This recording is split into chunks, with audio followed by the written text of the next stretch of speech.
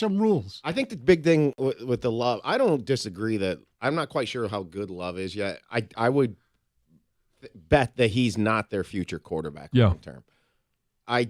He doesn't have to play in the environment Desmond Ridder did last year. So that's in favor of him. I got 23-20 tonight. It's a Patterson field goal at the gun, and Dan Campbell will methodically massage the last 5-6 minutes off the clock and frustrate people in the fact that he's not trying to get in the end zone, but they'll get the key first downs to completely grind it all down. Will they be able to do that with no Montgomery and no lead blocking back in Cabinda to a certain extent? Yeah, I'm not so concerned about Cabinda because you can use tight ends, in today's offense is interchangeable parts with fullback. You can put them in motion. You can do different things. Yeah. So I'm not so concerned about that. I am somewhat concerned, and I'm hoping the reports are wrong. I hope Taylor Decker is going to be available tonight. So do I. I think we all do. He was a limited practice the last couple. Of course, we all do. We want him to be at full strength, but I felt like this one seemed to be we're going to hold you out against Atlanta. We really believe that we're just a better team. We're going to go out there and win however we get it done. And they did, so that he could play Thursday night in Green Bay. That's what we and thought. Then get You're 10 days worth of rest. Yeah. And, I don't know what Palisario, who reported this story from the NFL Network, I don't know his success rate on these type of stories, but I imagine they're pretty good. So I would be surprised if they do play. I think if he is out, it's because of the medical team wouldn't clear him. I mean, he made it sound like he was going to play. Right. He said it's going to hurt. This is going to be painful. So he was talking as if he would play. And then the in that story on Monday was, well, if they don't clear him. So I think if maybe Pelissaro got it from that. Right. I thought he was going to play too. I know. I mean, to me, the one thing that can happen that happened last week, I think Jared Goff needs to play a clean game tonight. Yeah. I think that pick in that situation last week would have allowed better teams to get back in that game. That's true. All right, 248-539-9797. We'll take your phone calls, your text, all that coming up after Chris Villar's update. Stoney and Jansen, 97.1 The Ticket.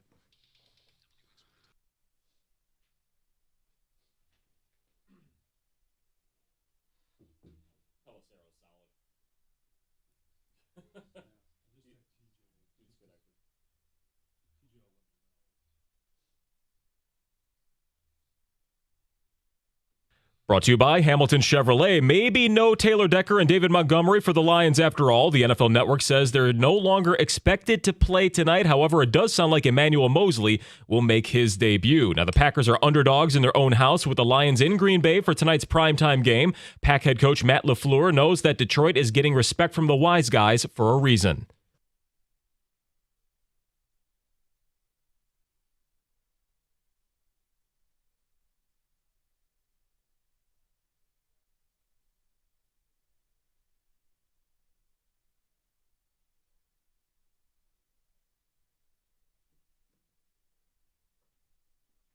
We'll see if Aiden Hutchinson can continue his juice, earning a second Defensive Player of the Week award after piling up 4 tackles, 2 sacks, 2 passes defended, a forced fumble, and a fumble recovery in a home win over Atlanta.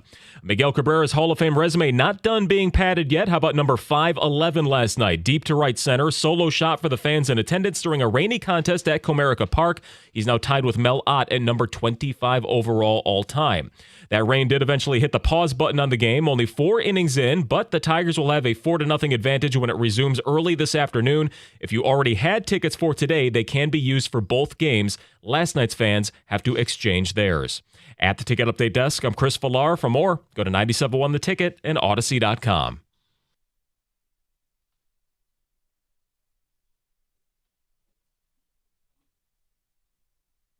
Thank you, Chris. By the way, that was bull crap last night that they didn't try to even get the top of the 5th inning. Finish the game. Team's up 4-0. I mean, they were playing in the rain the whole game. What's another half inning? Seriously. I mean, I know it was raining. It came down a little harder then. But, the way Scuba was pitching, it wouldn't have lasted very long. No, it wouldn't have, but, I mean. Whatever. Who cares? Yeah. All right. Except Gov.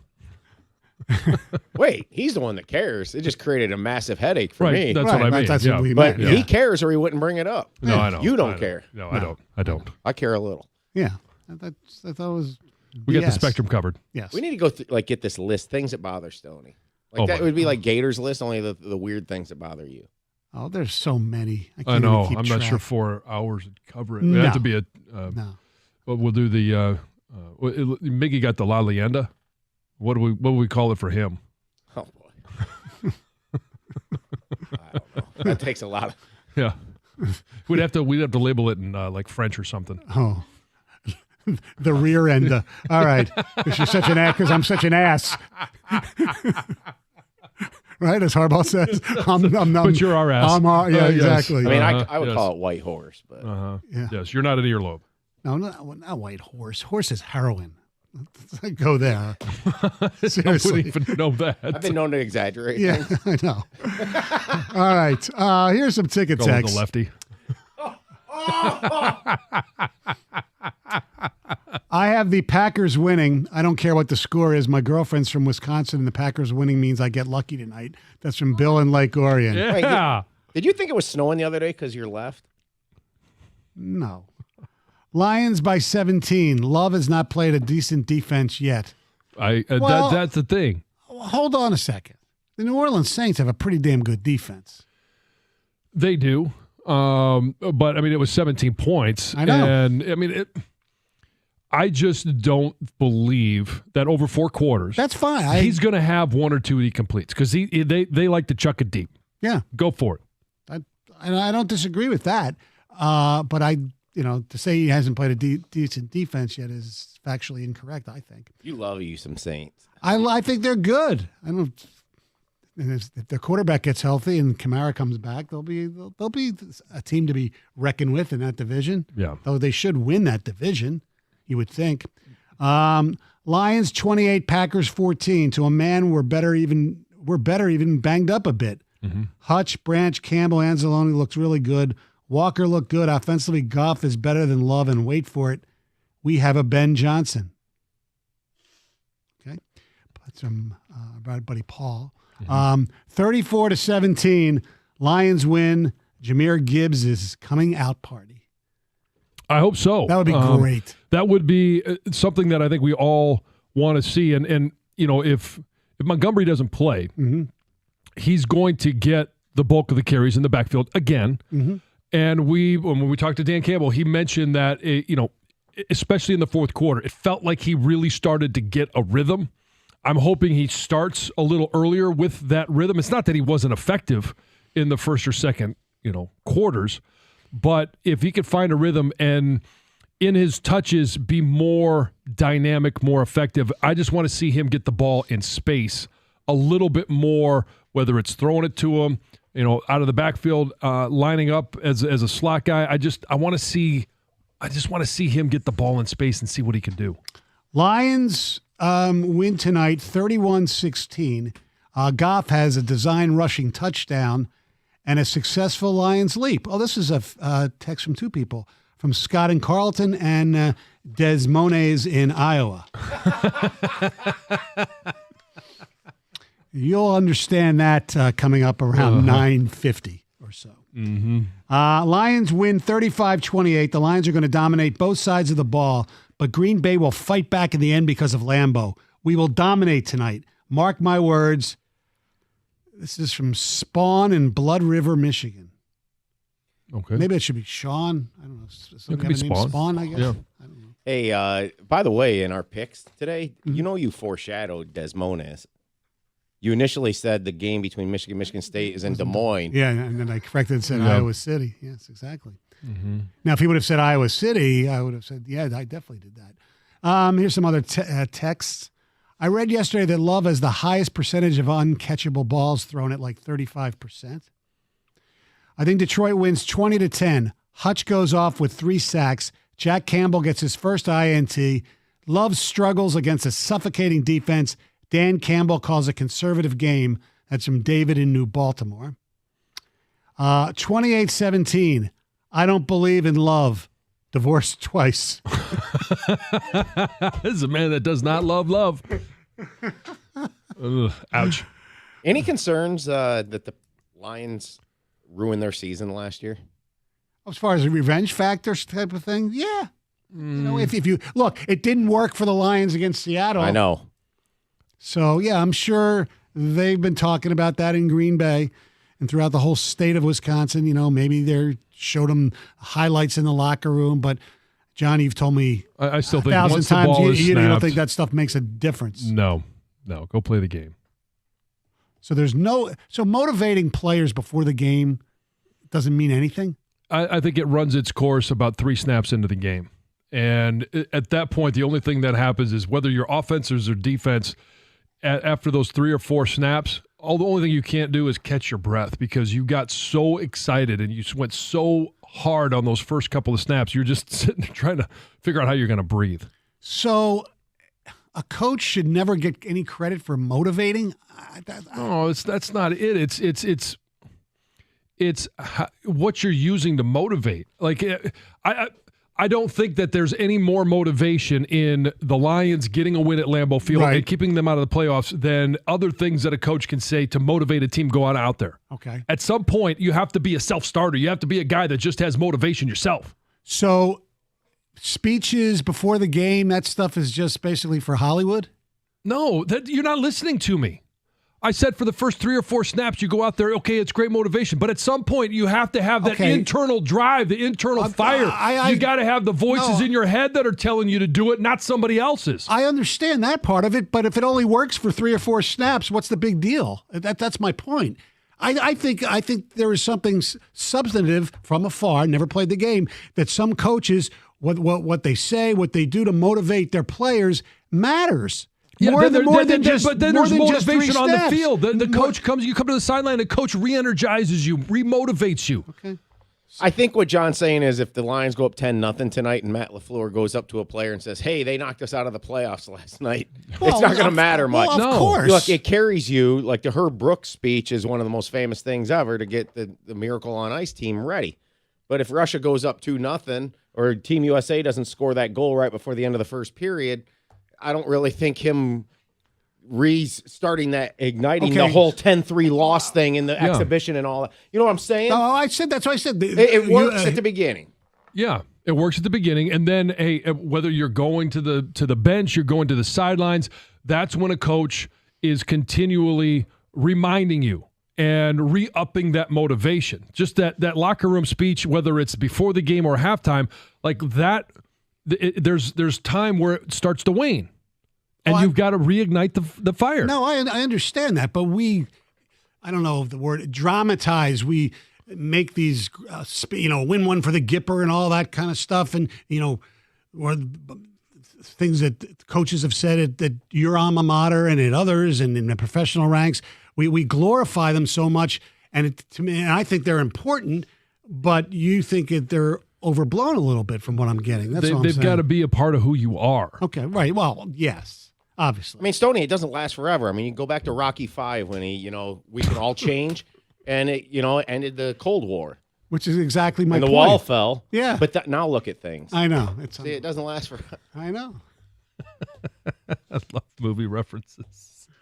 248-539-9797. I'm glad you brought Hollywood into it because that's what it is. In a lot of cases, it seems like all Hollywood shtick, so to speak. There is. I mean, hey, you've got to be fired up when you go out there. There's no question about it. Before the game, at halftime, and there needs to be time. And this is where it's not just the coach; it's got to be from the leaders on the team. That's why I got so excited when I saw, Jared Goff on the final 2-minute drill that was 4 plays and went nowhere. It was wah wah wah. And he was coming to the sidelines, motioning to one of the receivers. Now, he didn't call him out, but he was motioning very energetically. Somebody did something that they weren't supposed to do, or at least that he wasn't expecting them to do. That's where you have to have it on the field. You have to have it on the sidelines. It can't just be coming from the coach because at some point, guys get out there and it gets hard, and you're not thinking about what the coach said, in the locker room. I understand that part of it. Yeah. But by the way, speaking of Jared Goff, I watched it. It's 15 minutes long. The Lions put out the sights and sounds from the Atlanta game. Yeah. It is so cool.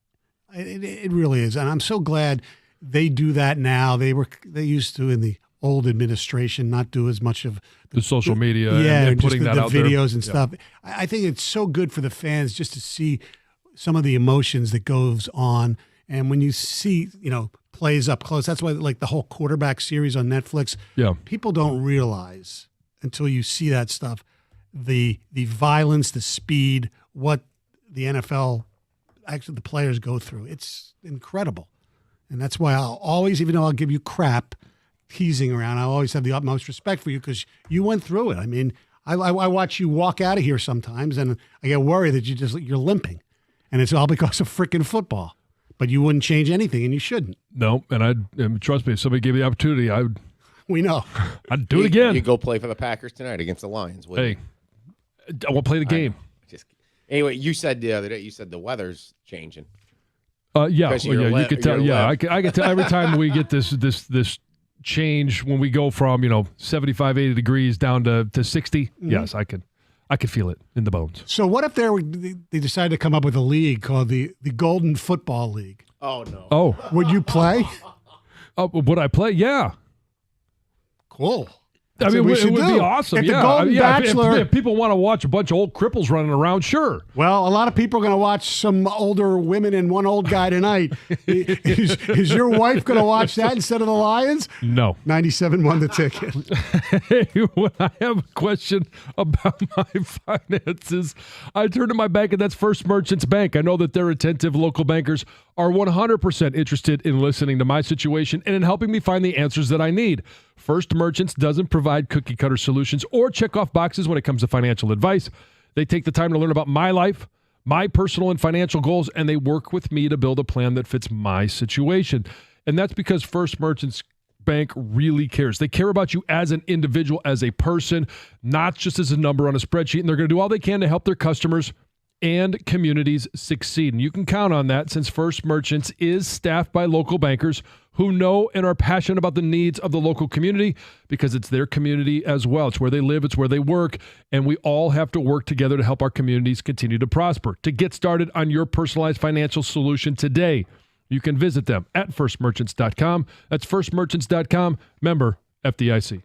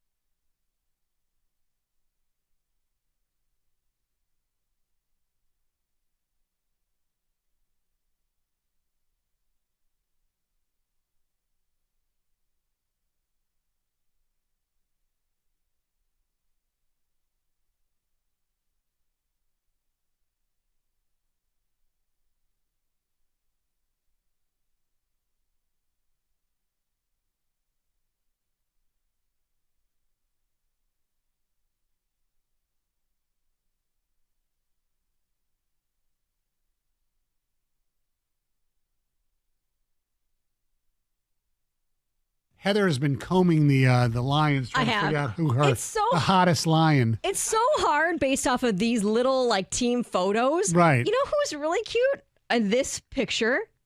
Derek Barnes. He's so cute. I like him. Derek Barnes. Get a Barnes. Colin, for Heather's birthday.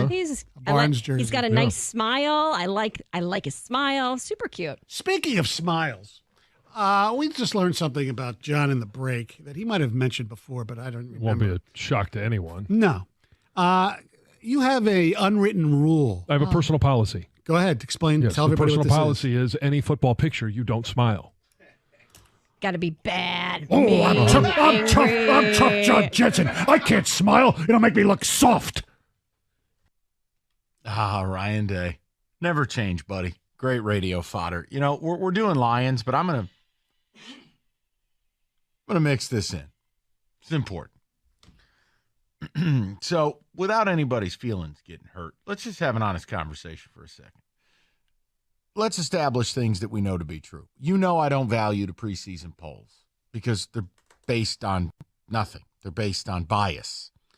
I don't respect the early season polls, and I don't once again this year because apparently you just doesn't matter who you play.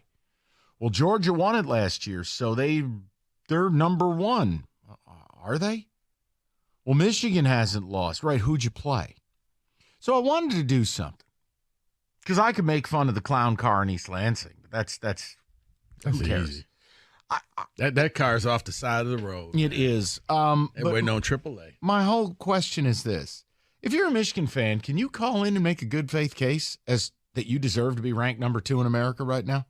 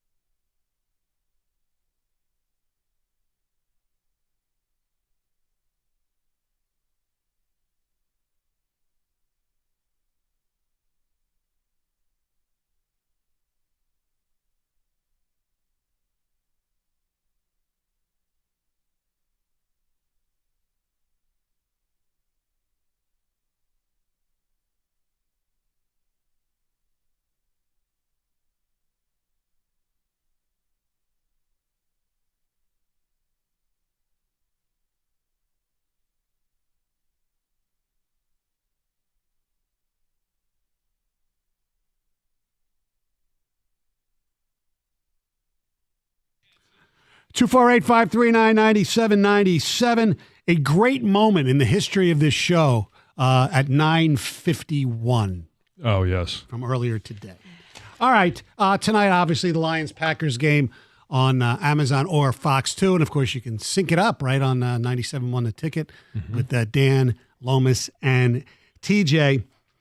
There is other viewing choices tonight as well, especially, not to stereotype, but for the women out there. And my wife is one of those going to friends' houses to watch, most importantly, Bachelor in Paradise. But the prelude to that is the debut of The Golden Bachelor. Yeah, I'm pumped. I wish I had a bachelor party to go to. Not a bachelor party, but a bachelor party like your wife is going to watch. I mean, you're more than welcome to join her and the ladies. I'm looking forward to it. Now, is there going to be a fight for the remote in some people's homes? To me, first of all, I'd rather watch a big game like this at home with maybe a couple people or from family. I don't want to go to. I'm not a bar person to watch games I really care about that much. So I'll be home. The Golden Bachelor, though, to me, it's just. Isn't it intriguing, though? No. Aren't you a little curious? A little. I mean, all these women are your age, Stoney. I understand that. Some are younger. Yes. That's very true. That's true. You're right. I think. Let's see here. How many are there? 20? Well, they're all 60 and older. Right. So there are some that are younger. Yes, there are. You're 64? Yes. 65? Not yet. To be. Anna is younger. She's only 61. Yeah, one. Yep. I'm not a big. Two. Edith. Edith, she's 60. I'm Edith. To me, you know how we talked about how names like, Jeffrey with the G-O, you think of Jeffrey the Giraffe from Toys R Us? Yes. When I think of Edith, I'm thinking of Edith Bunker From All in the Family. No, I don't think I'd be attracted to an Edith. Faith, she's 60. Okay. So Where's the one I liked is Leslie. Joan, 60. Leslie's hot. She is your age, Well, 64. Yeah, well. There you go. I'm sorry, Leslie, I'm taken. You're lost. But the problem that you run into with this, first of all, the remote control. All right, the remote control for this. If I've told my daughters and my wife, if you want to watch this, there's more than one TV in the house. You can watch it on another TV, or we can watch it at another time. Because if you stream it after it's aired, you don't have to worry about the commercials. True. And I think that one is more. You don't have to wait through the whole, commercial break, the cliffhangers, right? Which. Blah. But you can watch. They'll say, but you can watch the Lions game by yourself somewhere because you don't want to talk to us anyway. You just like to watch the game at your own pace. I do. Yeah, so it shouldn't be a problem in your house.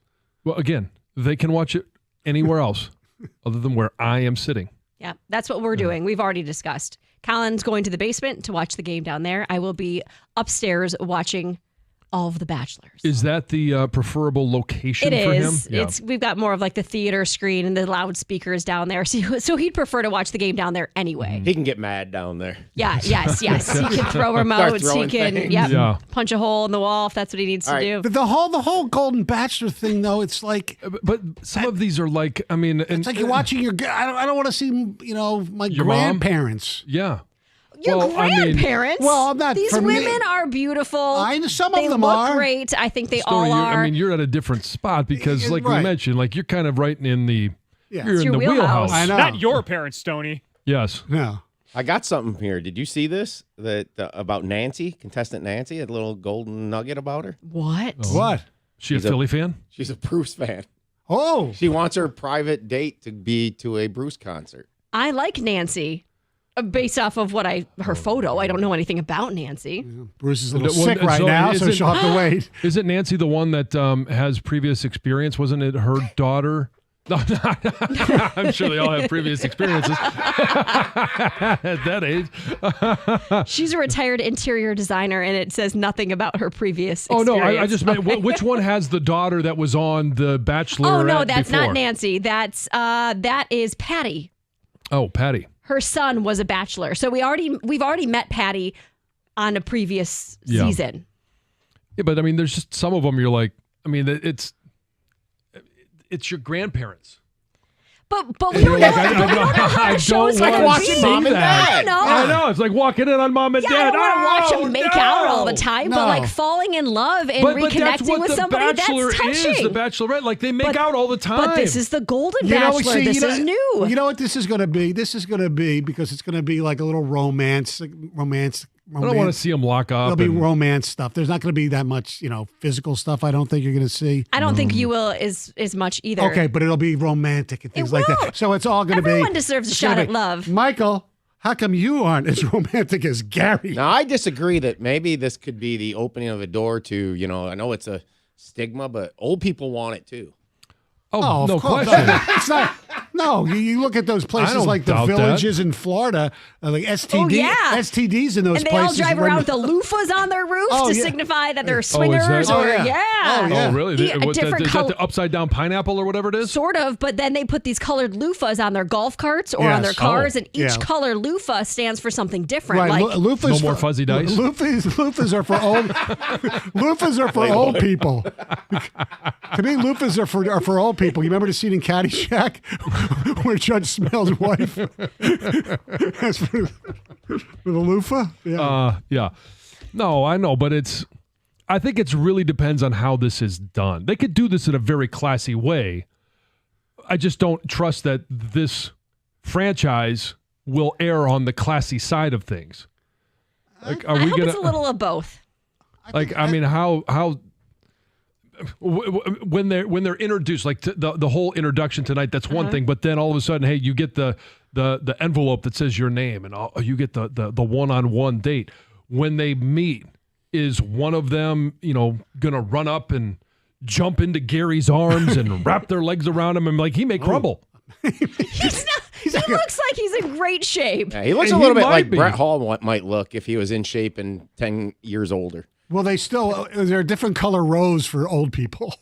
Silver. Yeah. Silver. Black. Rose. My God. Black rose. Called the widow. Wow. All right, it's time for news. Here's Heather. Goodness gracious.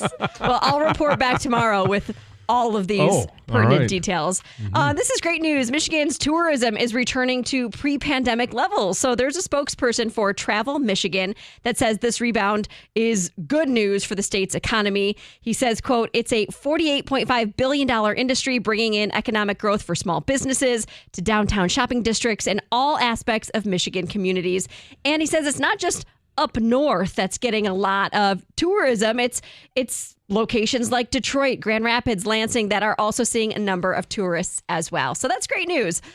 Police are searching for the hit and run driver who struck 5 people Tuesday on the UAW picket line outside of GM's Flint Processing Center in Swartz Creek. Police say that the driver of a dark-colored Chevy HHR was leaving the facility and hit 5 individuals.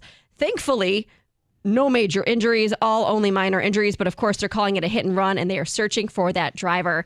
And speaking of this ongoing strike, the UAW is planning new walkouts on Friday unless negotiations continue to progress. So like last week, these new locations for walkouts would begin at noon and they would be announced at 10 a.m. during this Facebook Live, speech. Yes.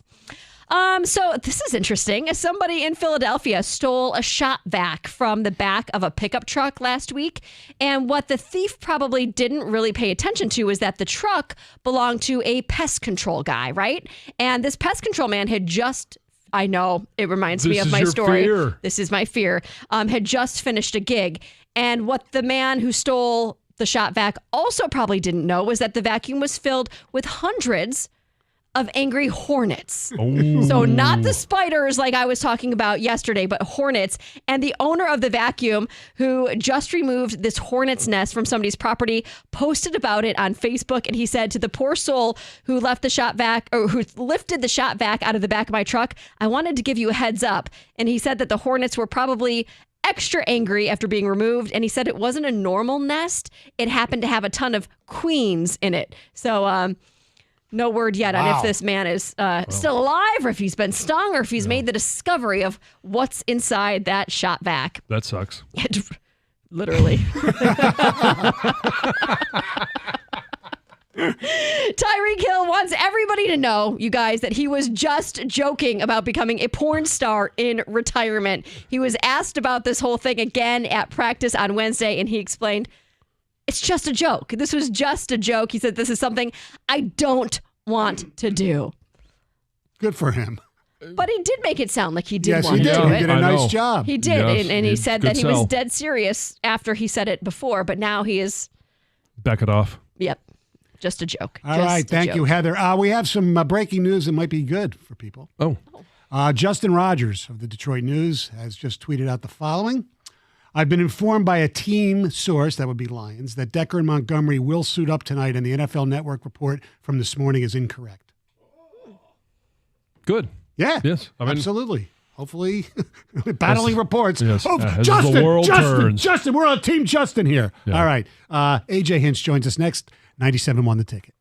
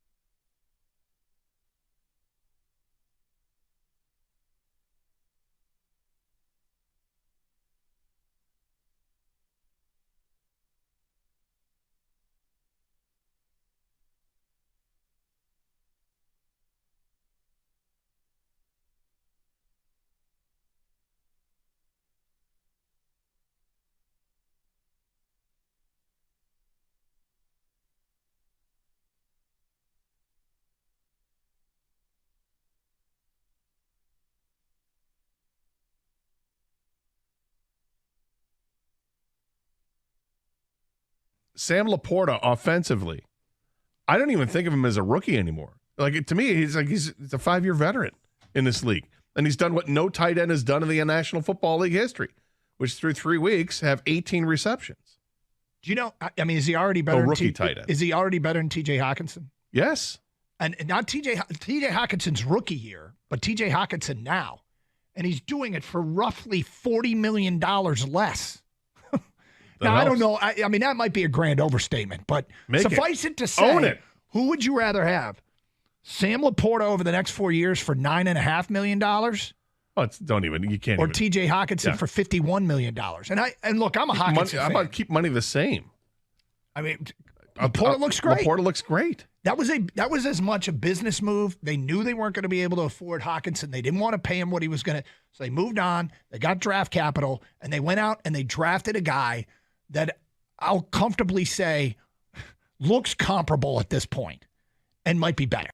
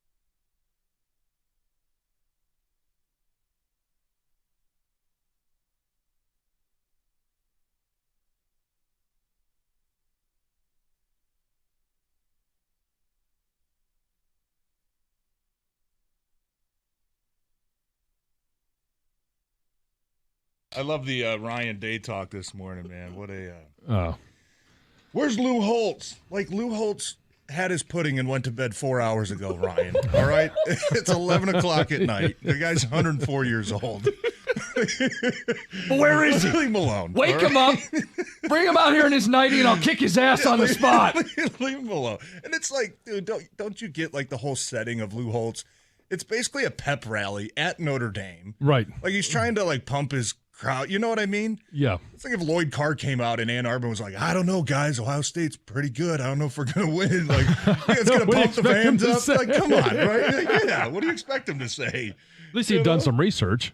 It looked like somebody told Ryan Day at halftime, if you lose this game, you're fired. Like, that's what his post-game press conference looked like. He looked so stressed out. Yes. It just professed his love for the state of Ohio and the Ohio State. It's always been us versus everybody. I mean, hey, you got the win, right? Yeah, it's a big win on the road. Yeah, but it's like you're Ohio State. Like, you're a powerhouse. They were favored. Right? Yeah, right, but you're favored. You're a powerhouse.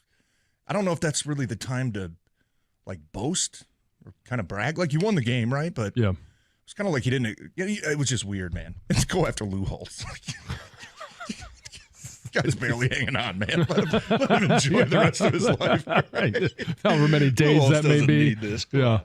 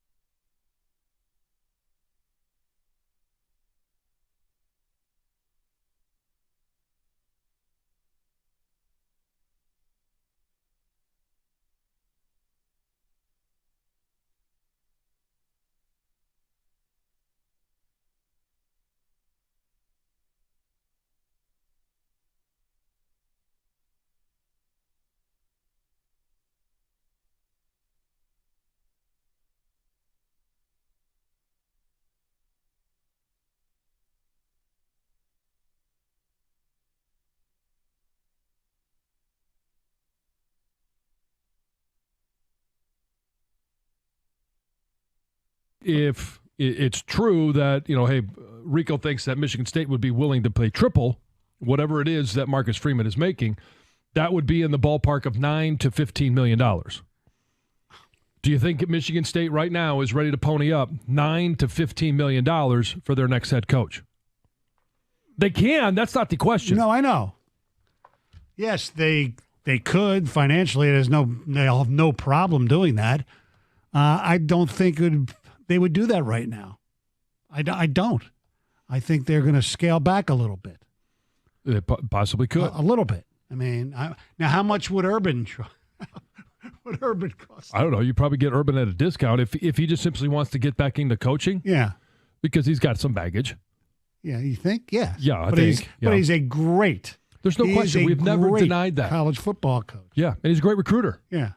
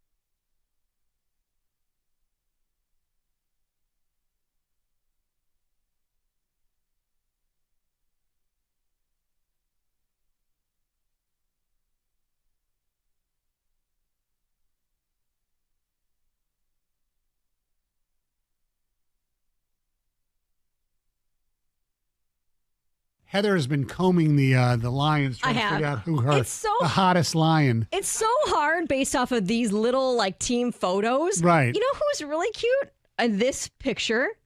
Derek Barnes. He's so cute. I like him. Derek Barnes. Get a Barnes.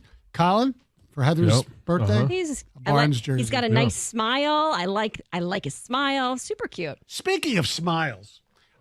We just learned something about John in the break that he might have mentioned before, but I don't remember. Won't be a shock to anyone. No. You have a unwritten rule. I have a personal policy. Go ahead. Explain. Yes, Tell the everybody personal what this policy is any football picture, you don't smile. Got to be bad. Oh, mean, I'm tough, John Jensen. I can't smile. It'll make me look soft. Ryan Day. Never change, buddy. Great radio fodder. We're doing Lions, but I'm gonna mix this in. It's important. So, without anybody's feelings getting hurt, let's just have an honest conversation for a second. Let's establish things that we know to be true. I don't value the preseason polls because they're based on nothing. They're based on bias. I don't respect the early season polls, and I don't once again this year because apparently you just doesn't matter who you play. Well, Georgia won it last year, so they're number one. Are they? Well, Michigan hasn't lost. Right, who'd you play? So I wanted to do something. Because I could make fun of the clown car in East Lansing. That's who cares? Easy. That car's off the side of the road. It is. And waiting on AAA. My whole question is this. If you're a Michigan fan, can you call in and make a good faith case as that you deserve to be ranked number 2 in America right now?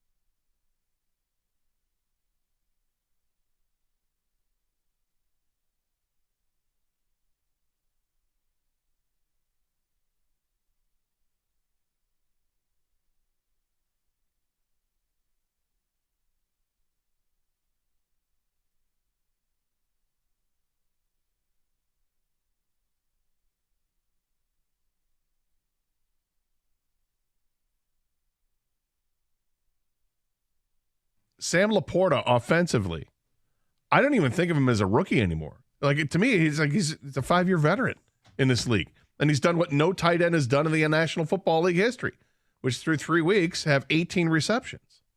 Do you know, I mean, is he already better than rookie tight end? Is he already better than TJ Hockenson? Yes. And not TJ Hawkinson's rookie year, but TJ Hockenson now. And he's doing it for roughly $40 million less. Now, I don't know. I mean, that might be a grand overstatement, but suffice it to say, own it. Who would you rather have? Sam Laporta over the next 4 years for $9.5 million? You can't. Or TJ Hockenson for $51 million. And look, I'm a Hockenson fan. How about keep money the same? I mean, Laporta looks great. Laporta looks great. That was as much a business move. They knew they weren't going to be able to afford Hockenson. They didn't want to pay him what he was going to. So they moved on. They got draft capital, and they went out and they drafted a guy that I'll comfortably say looks comparable at this point and might be better.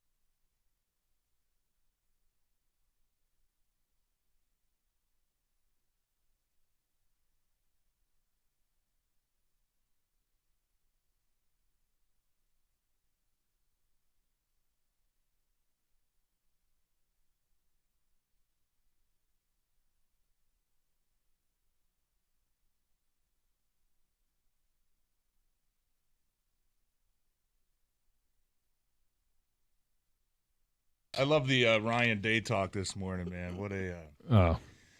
Where's Lou Holtz? Like, Lou Holtz had his pudding and went to bed 4 hours ago, Ryan. All right? It's 11 o'clock at night. The guy's 104 years old. Where is he? Leave him alone. Wake him up. Bring him out here in his nightie, and I'll kick his ass on the spot. Leave him alone. And it's like, dude, don't you get, like, the whole setting of Lou Holtz? It's basically a pep rally at Notre Dame. Right. Like, he's trying to, like, pump his crowd. You know what I mean? Yeah. It's like if Lloyd Carr came out in Ann Arbor and was like, I don't know, guys. Ohio State's pretty good. I don't know if we're going to win. Like, it's going to pump the fans up. Like, come on, right? Like, yeah. What do you expect him to say? At least he'd done some research. It looked like somebody told Ryan Day at halftime, if you lose this game, you're fired. Like, that's what his post-game press conference looked like. He looked so stressed out. Yes. It just professed his love for the state of Ohio goodness, and the Ohio State. It's always been us versus everybody. I mean, hey, you got the win, right? Yeah, it's a big win on the road. Yeah, but it's like you're Ohio State. Like, you're a powerhouse. They were favored. Right? Yeah, right, but you're favored. You're a powerhouse. I don't know if that's really the time to, like, boast or kind of brag. Like, you won the game, right? But yeah. It's kind of like he didn't. It was just weird, man. Let's go after Lou Holtz. Guy's barely hanging on, man. Let him enjoy the rest of his life. Right. However many days that may be. Need this. Yeah.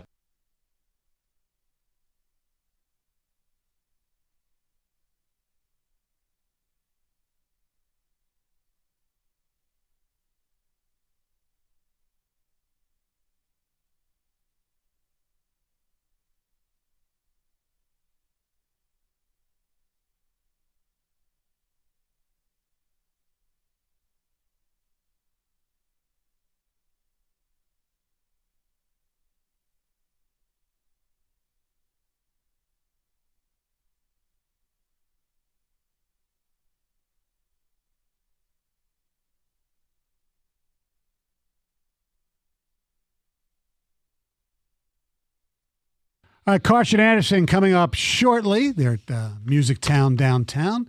But just to reiterate, the news that broke earlier today, and if you didn't hear the retraction, it was false. Tom Pelissero of NFL Network originally reported that Taylor Decker and David Montgomery were not playing and Emmanuel Moseley was. It's completely the opposite. Justin Rogers said he got a source saying that Montgomery and Decker were going to play. And then Tom Pelissero, a few minutes ago, came out with this tweet. Lions running back David Montgomery and left tackle Taylor Decker are, in capital letters, playing tonight against the Packers. Cornerback Emmanuel Moseley is not playing. There was a miscommunication, and I will just have to eat this one. I apologize for the error. It's good news for Lions fans. Yes. We'd love to see Emmanuel Moseley, Mose, as some of us call him. Your boy. Yeah. But if there's going to be a big impact, I would love to see Taylor Decker back on the field tonight. Oh, yeah. Get that running game going. Get the run game going. Again, control the line of scrimmage, control the tempo of the game.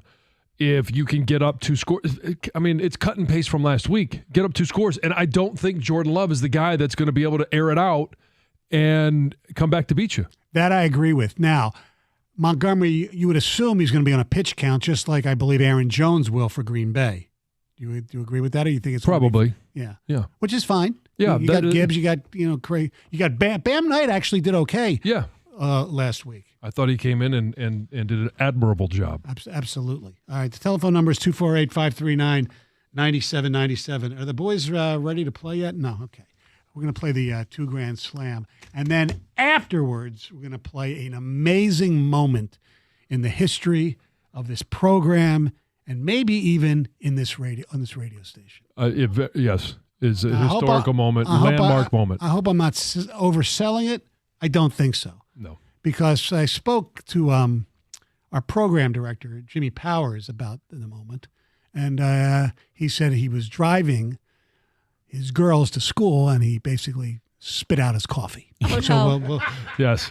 I got a lot of text messages, too, about the moment. It definitely made the day of a lot of listeners. Yes. Some had to actually pull over because they were laughing so hard. We definitely would like to share that with everybody.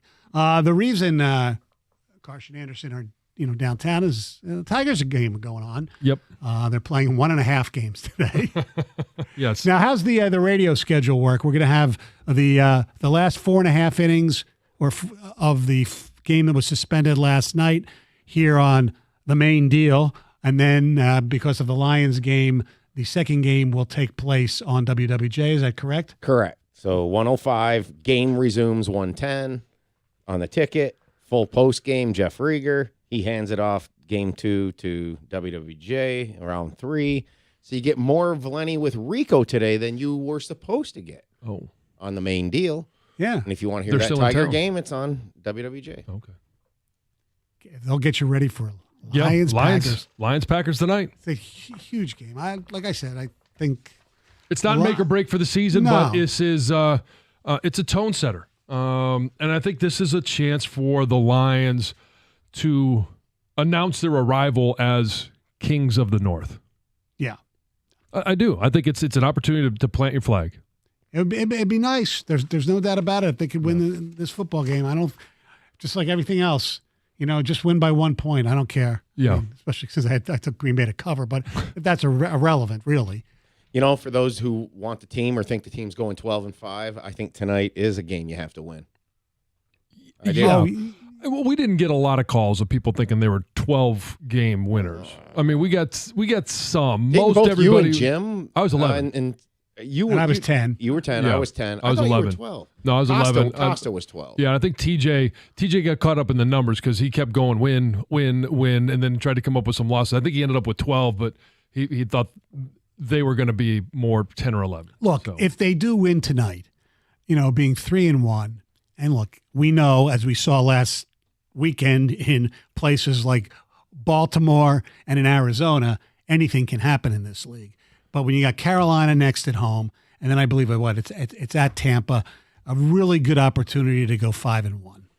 Oh yeah, there's no question. When you think about what the potential is for for this team and what it would mean, in the first 6 games, just to get to that Baltimore game, and then hey, let's let what happens.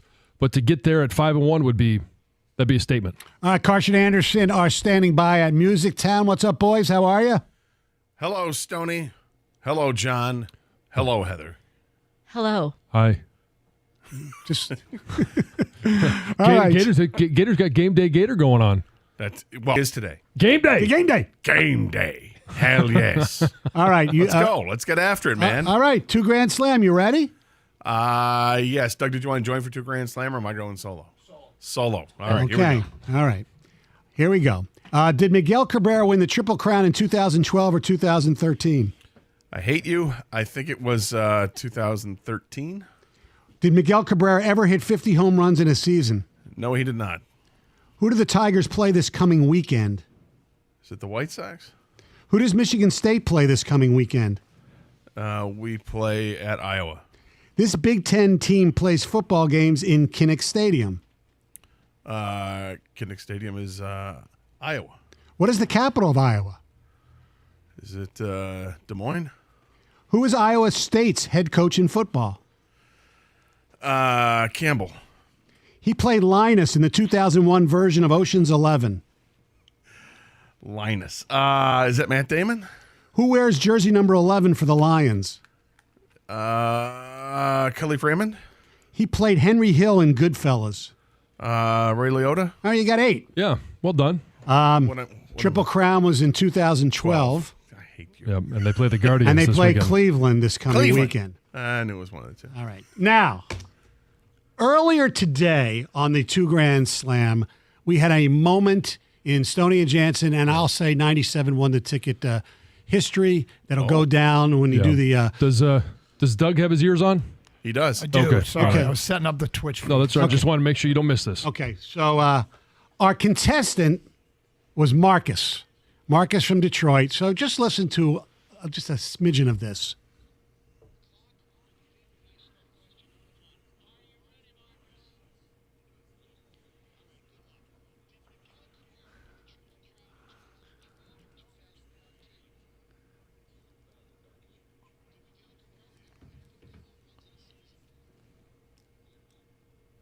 Uh-oh.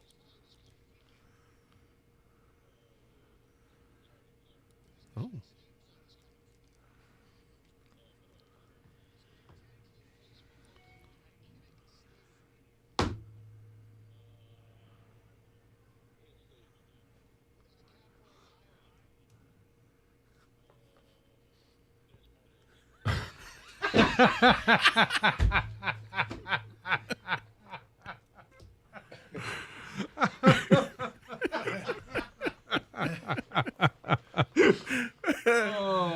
Des Moines. Well, I mean, what's the city up in the Upper Peninsula that is also shared by Canada? Sault Ste. Mary, right? Yeah. Yeah. Huh? We all know Des Moines is the capital of Illinois. That's right. Yes.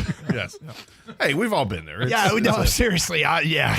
Look, Sometimes I get these live reads and I'm reading the names of the UFC fighters and I'm seeing them for the first time. Yes, well. And I'm a little Ron Burgundy. I read what's on the script and I'm like, Canelo Alvarez? Whatever. I just, So I'm with him. Yeah, for somebody who mispronounces everything daily, being me, it was just hysterical. And the funny part was, Gov had his head down. John, you hear snickering in the background. I had to bite my lip from stop talking, and we got a lot of tech. People were going crazy. It's new wide receiver, not Des Bryant changed his last name. Yes. Things like that. Yeah, Green Bay just signed a new guy. Yeah. I love it. There's like no hesitation on the laughter. Oh, he did. And he got credit for it, too. I was He about to say, should. did you give credit for it? Yes. Damn right. So I Tried to get away with Thompson yesterday, or Tuesday, I guess it was. Yeah. Yeah. You did. Well, I had they to had name to the call you first out. name, They said, yeah, with sure. the first name, you're like, Osser? So I have a theory here to why he said it that way. And this is from one of my friends. We do state capitals a lot, and he was prepared and had a list in front of him. Okay. But he didn't know how to say it. Yeah. And Oh, he that's just read why. it? Yes. I don't think so. I don't either. I don't think No. so. I think I mean, if you're looking for Iowa down the list, it's going to take a little bit longer for him to get to than the time it took him to answer that. He was pretty much on the money with Des Moines. If you're gonna prep for it, then I think part of the prep work is also knowing that, and shame on me for not prepping to see who's coming up this weekend. Right. You know. Mm-hmm. All right, what do you guys got going today? Well, we'll get to Lions predictions. Game against the Packers. Certainly the back and forth of the injury report this morning, which was, oh, crap. Oh, wait a sec. Maybe not crap. But, key matchups, what favors the Lions, what to look out for. We'll talk a little bit, of course, about Miguel Cabrera, as we should. I mean, this is our final trip down here to Comerica. We're at the Music Town Cafe. They had weather concerns, so they moved us inside. And you can see our studios if you go to twitch.tv. Check it out because we got the camera set up down here. So anyway, all that stuff and more. All right, you know how it is. Have fun. Everybody enjoy the game tonight. Go Lions, and we'll talk to you tomorrow. Carson Anderson next, 97 won the ticket.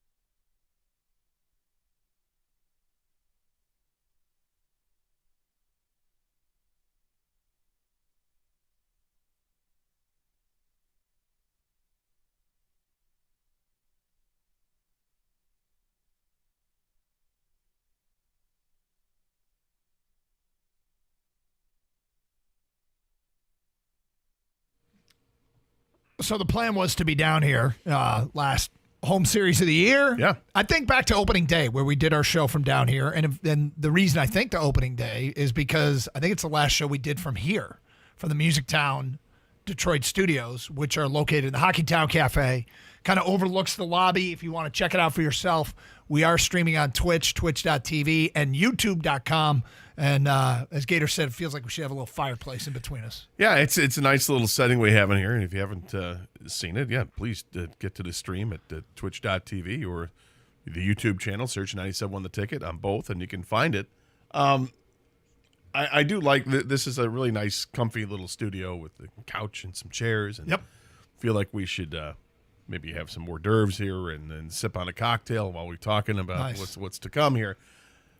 I do want to say this, and I do want to encourage the people to go to the live stream on the video.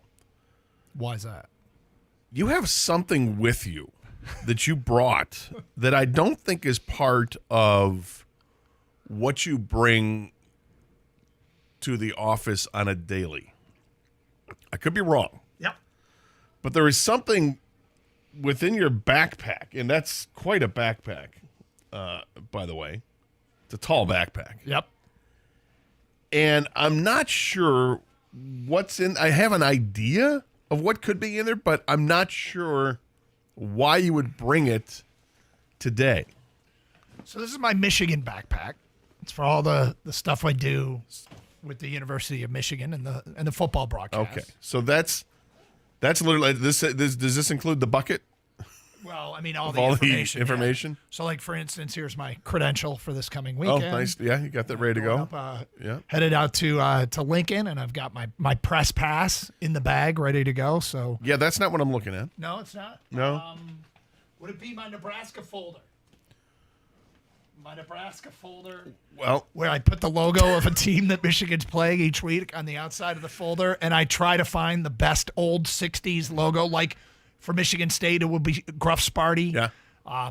Michigan doesn't play themselves, but the little Wolverine. Showing it to me with does no sailor good hat. unless you show I it know. to me. I'm going to show it to the cameras. Yeah. So I got a Nebraska logo, and I put it on the folder for the Nebraska game. So I didn't know you did this until last week. Before I think midway through the week, you started looking to download some Rutgers logos. I'm like, why are you looking at Rutgers logos? And then you explained that for game week, you get all excited and get your stats and notes together, and you put it in a folder, and each game has its own folder, and you put that there. And describe for the audience the Nebraska logo. It's the Cornhusker guy who's beer barreled and barrel chested, and big smile on his face. He's got the corn yellow hair, and a big red hat, and he's wearing overalls, which you're allowed to do if you're a farmer or if you're, on a train on the choo-choo. Otherwise, you're not allowed to do it. So it looks nice. Actually, it's a funny logo. I like. It's got the corn cob coming out of his pocket. Yeah. Oh, that's what that is. That's not what you're talking about? That's not what I'm talking about, Doug. You've got something else now, and this is it. It's the. It's a tube. It's a cylinder that you would use to ship. Let's say if you had a photograph, a big 16 by 20 photograph that you wanted to send in the mail, you would put it in this tube, mail tube, MAIL tube, not MALE tube. That's different, right? I have an idea of what it is, but I didn't really formulate that idea until I saw what else was in the bag. But this is odd. So it's not a bong. It is not. This is not a bong. No, it's not a bong. Will you save it for later? Will I save this for later? Yeah. Like to turn it into a bong? Yeah. No. Oh, okay. No. So is this reused every week? This is reused every week. Right, then I think I know what it is. So each week I build That's exactly what the depth charts of both teams on large pieces of paper. I'm not done filling out the Michigan-Nebraska one, but and this goes on. You can see it on the Twitch feed. And this would go on the glass wall next to you. Usually I lay it out in front of me. Sometimes I in put front it. of you. Yeah. Well, then the spotter can point to. Well, that's true. Yeah. But and this is where this is about a third of the way done. By the time Saturday rolls around, it'll be completely filled. But I got little notes. Is that your penmanship? Yes. Yeah, I could never do that. You can never write like that? My writing is horrible. You've seen my handwriting. Yeah. Well, I mean, look. I mean, I still have some notes on the back of. Yeah, you have chicken one of my live reads. You have chicken scratch. I mean, that's horrible. Look at that. So when I was in high school, I took a drafting class, and they taught you how to write in all caps in a very specific way. And I've kind of always. I've been writing in all caps before it was cool to write in all caps. I've been writing in all caps for a long time as well. Anyway, yes. So the reason I'm bringing this is because I'm leaving here and going straight to Schembechler Hall to do stuff for the game this weekend. But I had, what did I need? I had my computer in my bag, and I needed the computer to do the Twitch stream and the YouTube stream. So I just brought the whole bag with me. So that's a little insight. All right, so not a bong. It's not a bong. I did not bring a bong to the show. Not today. Not today. No. Not up in here. All right, I'm glad to know this. Yes. And I'm worried. Do you laminate it? I don't, because each week I just do a new one. Each week I fill it out all over again. Well, I understand. I'm just saying, why not take the extra step to lay? Because as you say, you lay it out in front of you on the desktop, if you will. Yeah, I've thought about laminating it. I might someday, but at this point, it's working just fine. The problem with laminating is it wouldn't maybe roll up in the tube and be easy to transport. I'm worried about Jansen's clumsiness and knocking over, some sort of beverage. You can order these things, yeah, like with everything you'd need on them, but there's two things about it. One is they cost a lot of money. And two is I do better writing stuff down because I find you remember it. I actually will remember things. That's a study tip that Yep. you write things down. I know instinctively and read them. that Nash Hutmaker wears number 0. Sorry, what? Nash Hutmaker? Nash Hutmaker? Yeah, defensive tackle for Nebraska. His name is Nash Hutmaker. Hutmaker. Yeah. Okay. At the risk of you saying this again on Saturday during the broadcast. Okay. No, don't plant a seed. Please do not plant a seed. I'm not planting any seed. Don't say something that I'm going to accidentally say on the air. No. Because you're going to do it. I would never do that to you, Doug. Yes, you would. But this is not a situation where I was. I imagine that the origins of the name Hutmaker is part of your bucket of information. Oh, well, I don't know yet. There's a whole bunch of questions I'm going to ask when I get there. But you got a contact? I'm going to get up in the press box and you start talking. Like, do you know that Nebraska? Yeah, you network with the Nebraska broadcast. Do you know that the students at Nebraska hold shoes up before kickoffs? They all hold a shoe in the air in the student section. I did not know that. Yeah, and I there's got to be a story behind it, right? So I got to try and figure out why. Who's on the Nebraska broadcast? Any former players that we would know? Greg Sharp, I think, is the play-by-play guy. I think, and I remember their sideline guy because we used to help each other out, and I can picture him. And I can't think of his name. Like bail money and stuff like that. What do you mean? Like help each other out? Bail money? No, when we could help each other with who's injured and how serious they are and stuff like that. Is Dean Steinkühler? Now you're gonna make me look at. Well, let me get out my Nebraska folder. Is it Corey? Is it Corey Schlesinger? Is that Kang's way back at the studio? Say, move on, guys. There I think it is. I'm sorry. I'm sorry for showing interest in my. It's okay. In my co-host's work. The analyst is.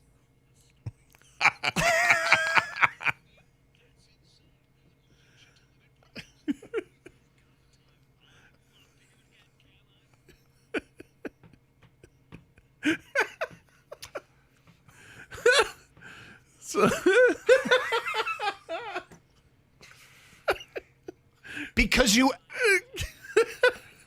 No. We're not.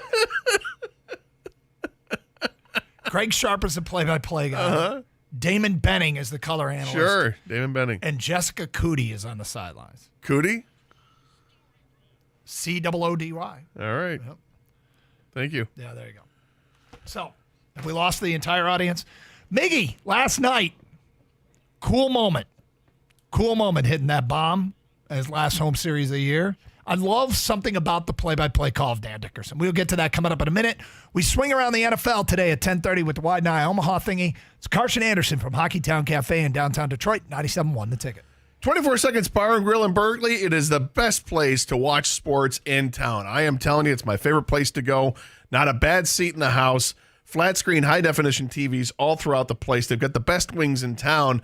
Food is amazing. Great drink specials are all day, every day.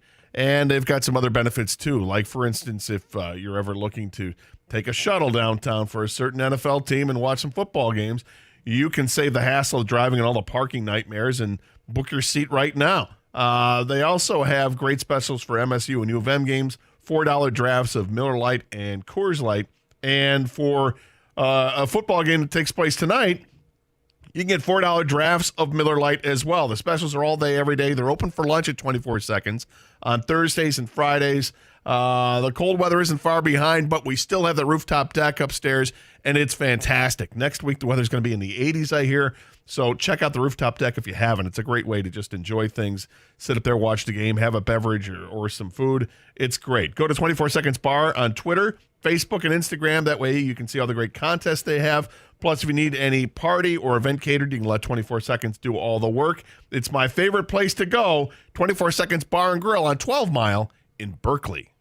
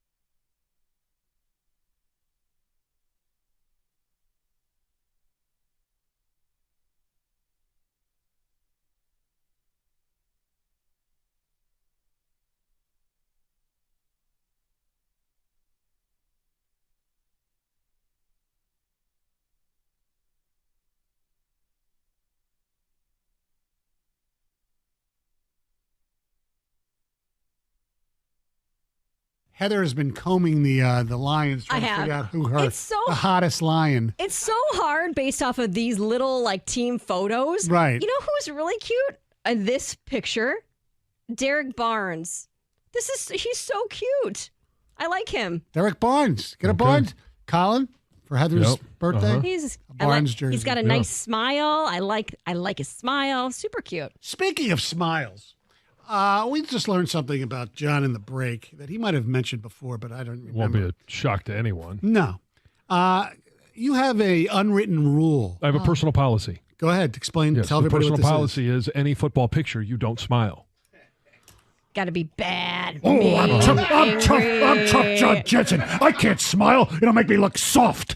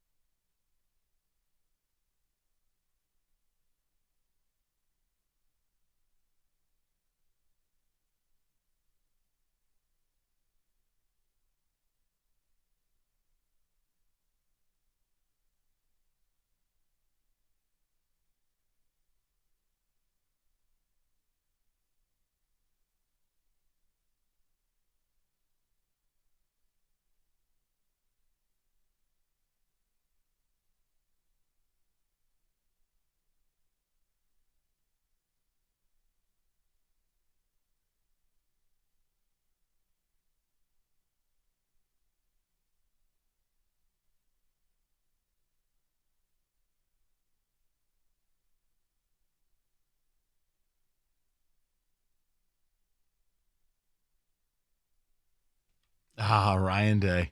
Never change, buddy. Great radio fodder. You know, we're doing Lions, but I'm gonna mix this in. It's important.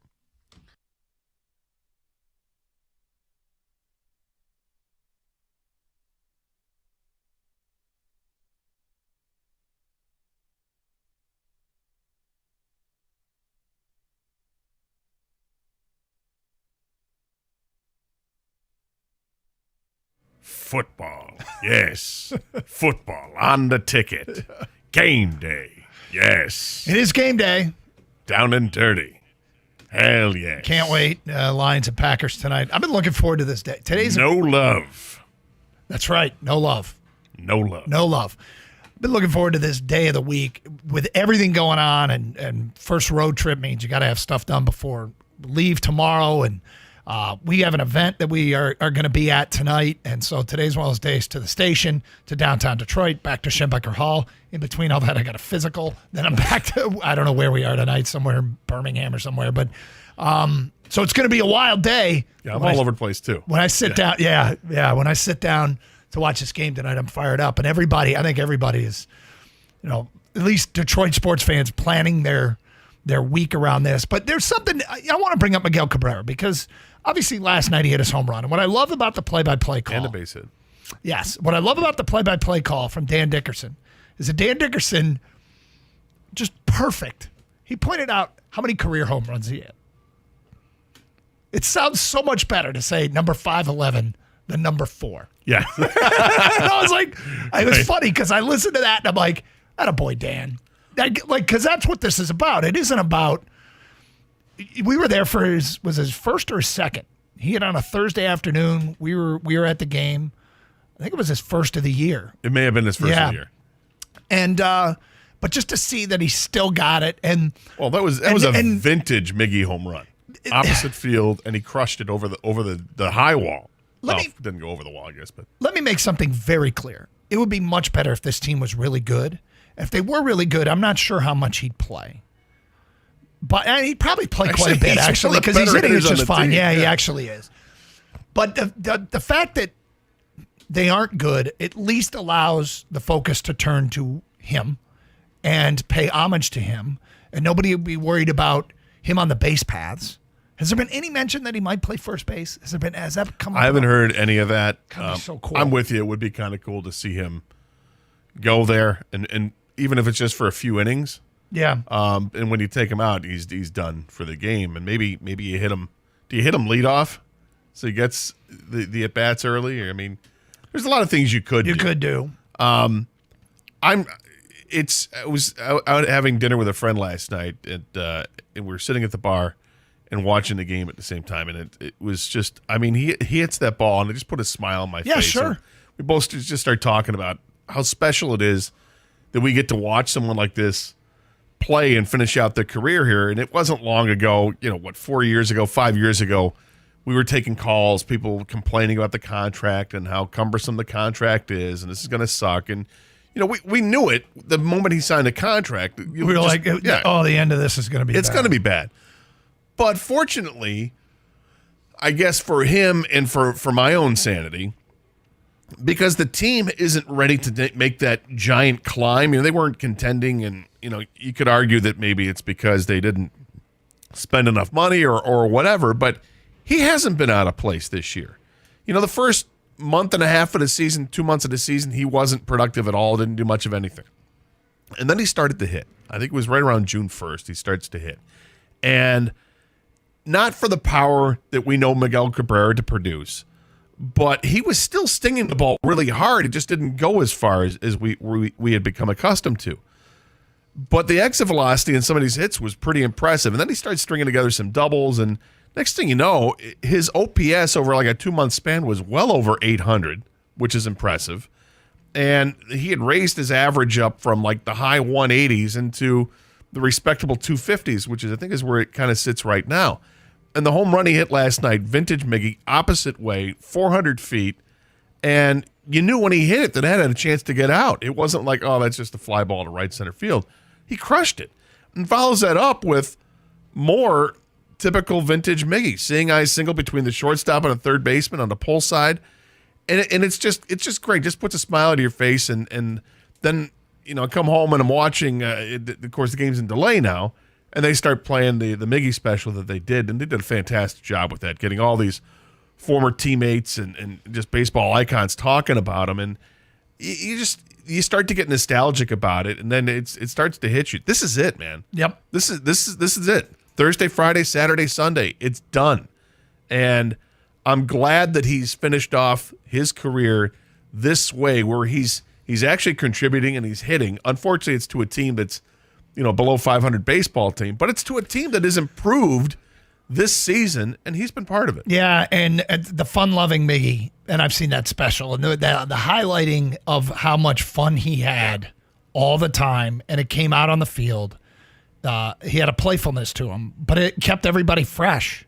It kept everybody fresh all the time, and he'll be missed. And I mean, all you got to say is, since we've been born, one person has won a Triple Crown. Yeah. And we weren't born yesterday. No. No, we were not. The previous Triple Crown run was Carl Yastrzemski in 1967. Well before our well day. before. Well before our day. That's like eons. But, yeah. So it's, you heard A.J. Hinch talk about it this morning. He said, we've seen some great things in baseball. You had Acuna, who last night joins the 40-70 club. He's the only member of the 40-70 club. We've seen what Shohei Ohtani has done. Unbelievable with pitching and hitting. But he said there's only a few people that have done the Triple Crown, and this is the guy. And you've seen a bunch of different milestones. And when you mentioned the 511 last night, the home run number 511, I'd forgotten that he was that close to moving up another notch on the 500 home run club, because there's multiple guys that have 512, and he could join that group, which would be cool. I think it's former Tiger Eddie Matthews and Ernie Banks, I think, at 512. So I hope he hits another one out of the ballpark for the fans over the weekend when the place is packed. That'll be great. That was a little downer, last night. I guess the only downside, aside from the rain, is that there were precious few people that were actually in the ballpark. But we know this weekend it's a different story. It's a tough ticket to get, and it should be great. Talk some NFL next as we swing around the league. We do it every Thursday. We'll get into the Lions after that. Big game tonight. It's game day, Gator. Game day. 97.1 the ticket.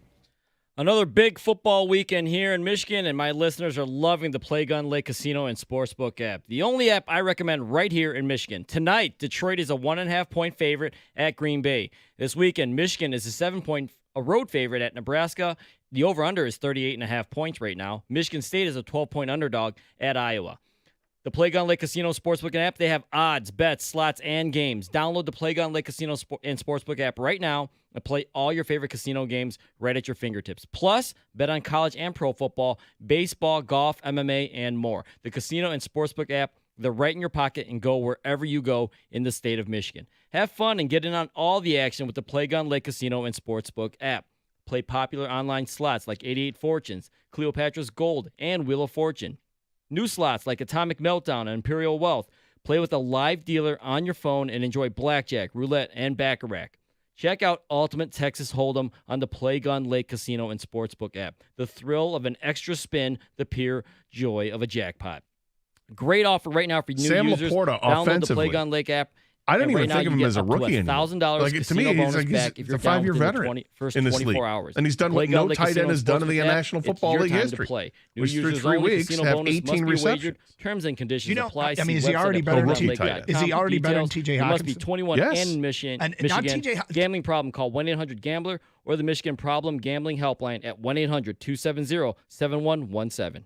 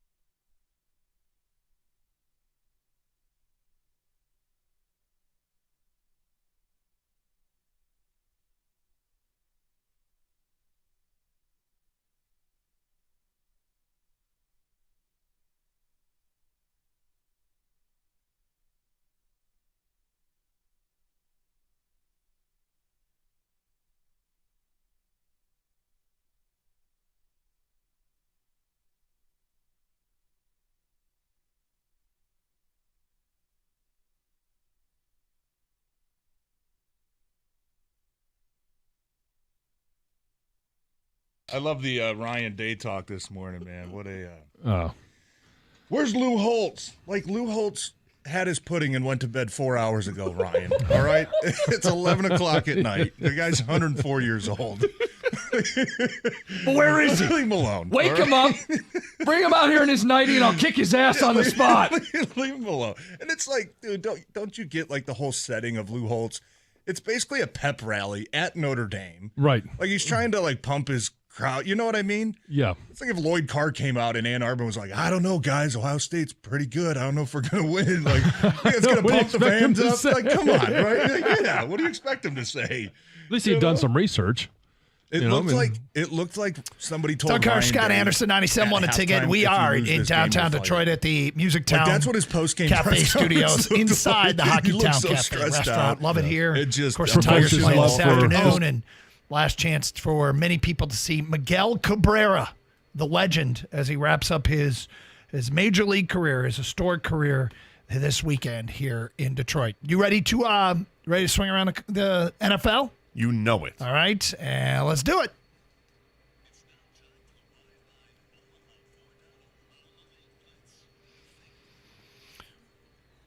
Every Thursday, Kenny's got a 6-pack of questions. We did the college version yesterday. I went first.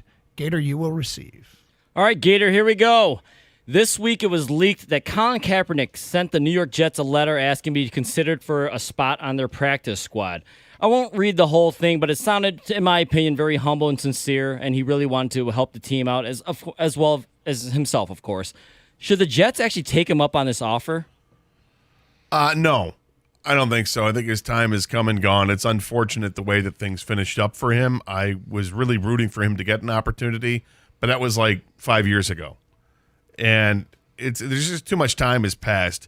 Look, you watch a quarterback like Deshaun Watson who missed a season, right? And it's taken him a long time to get back, and he's younger and a better athlete at this point. So that's only part of it. The biggest thing is just his age at this point. And it's not like when he finished up his career, he was on top of the world. He was already, the bottom half of the league quarterback. I appreciate what he has done and what he is to raise awareness and get a discussion going, and I think all that is really good, and I mean that sincerely. But as far as playing the game's concerned, he just doesn't have it anymore. He's 35, so the game is probably passed him by. That ship has probably sailed. I would love it if the Jets brought him in and worked him out and then didn't sign him for football reasons.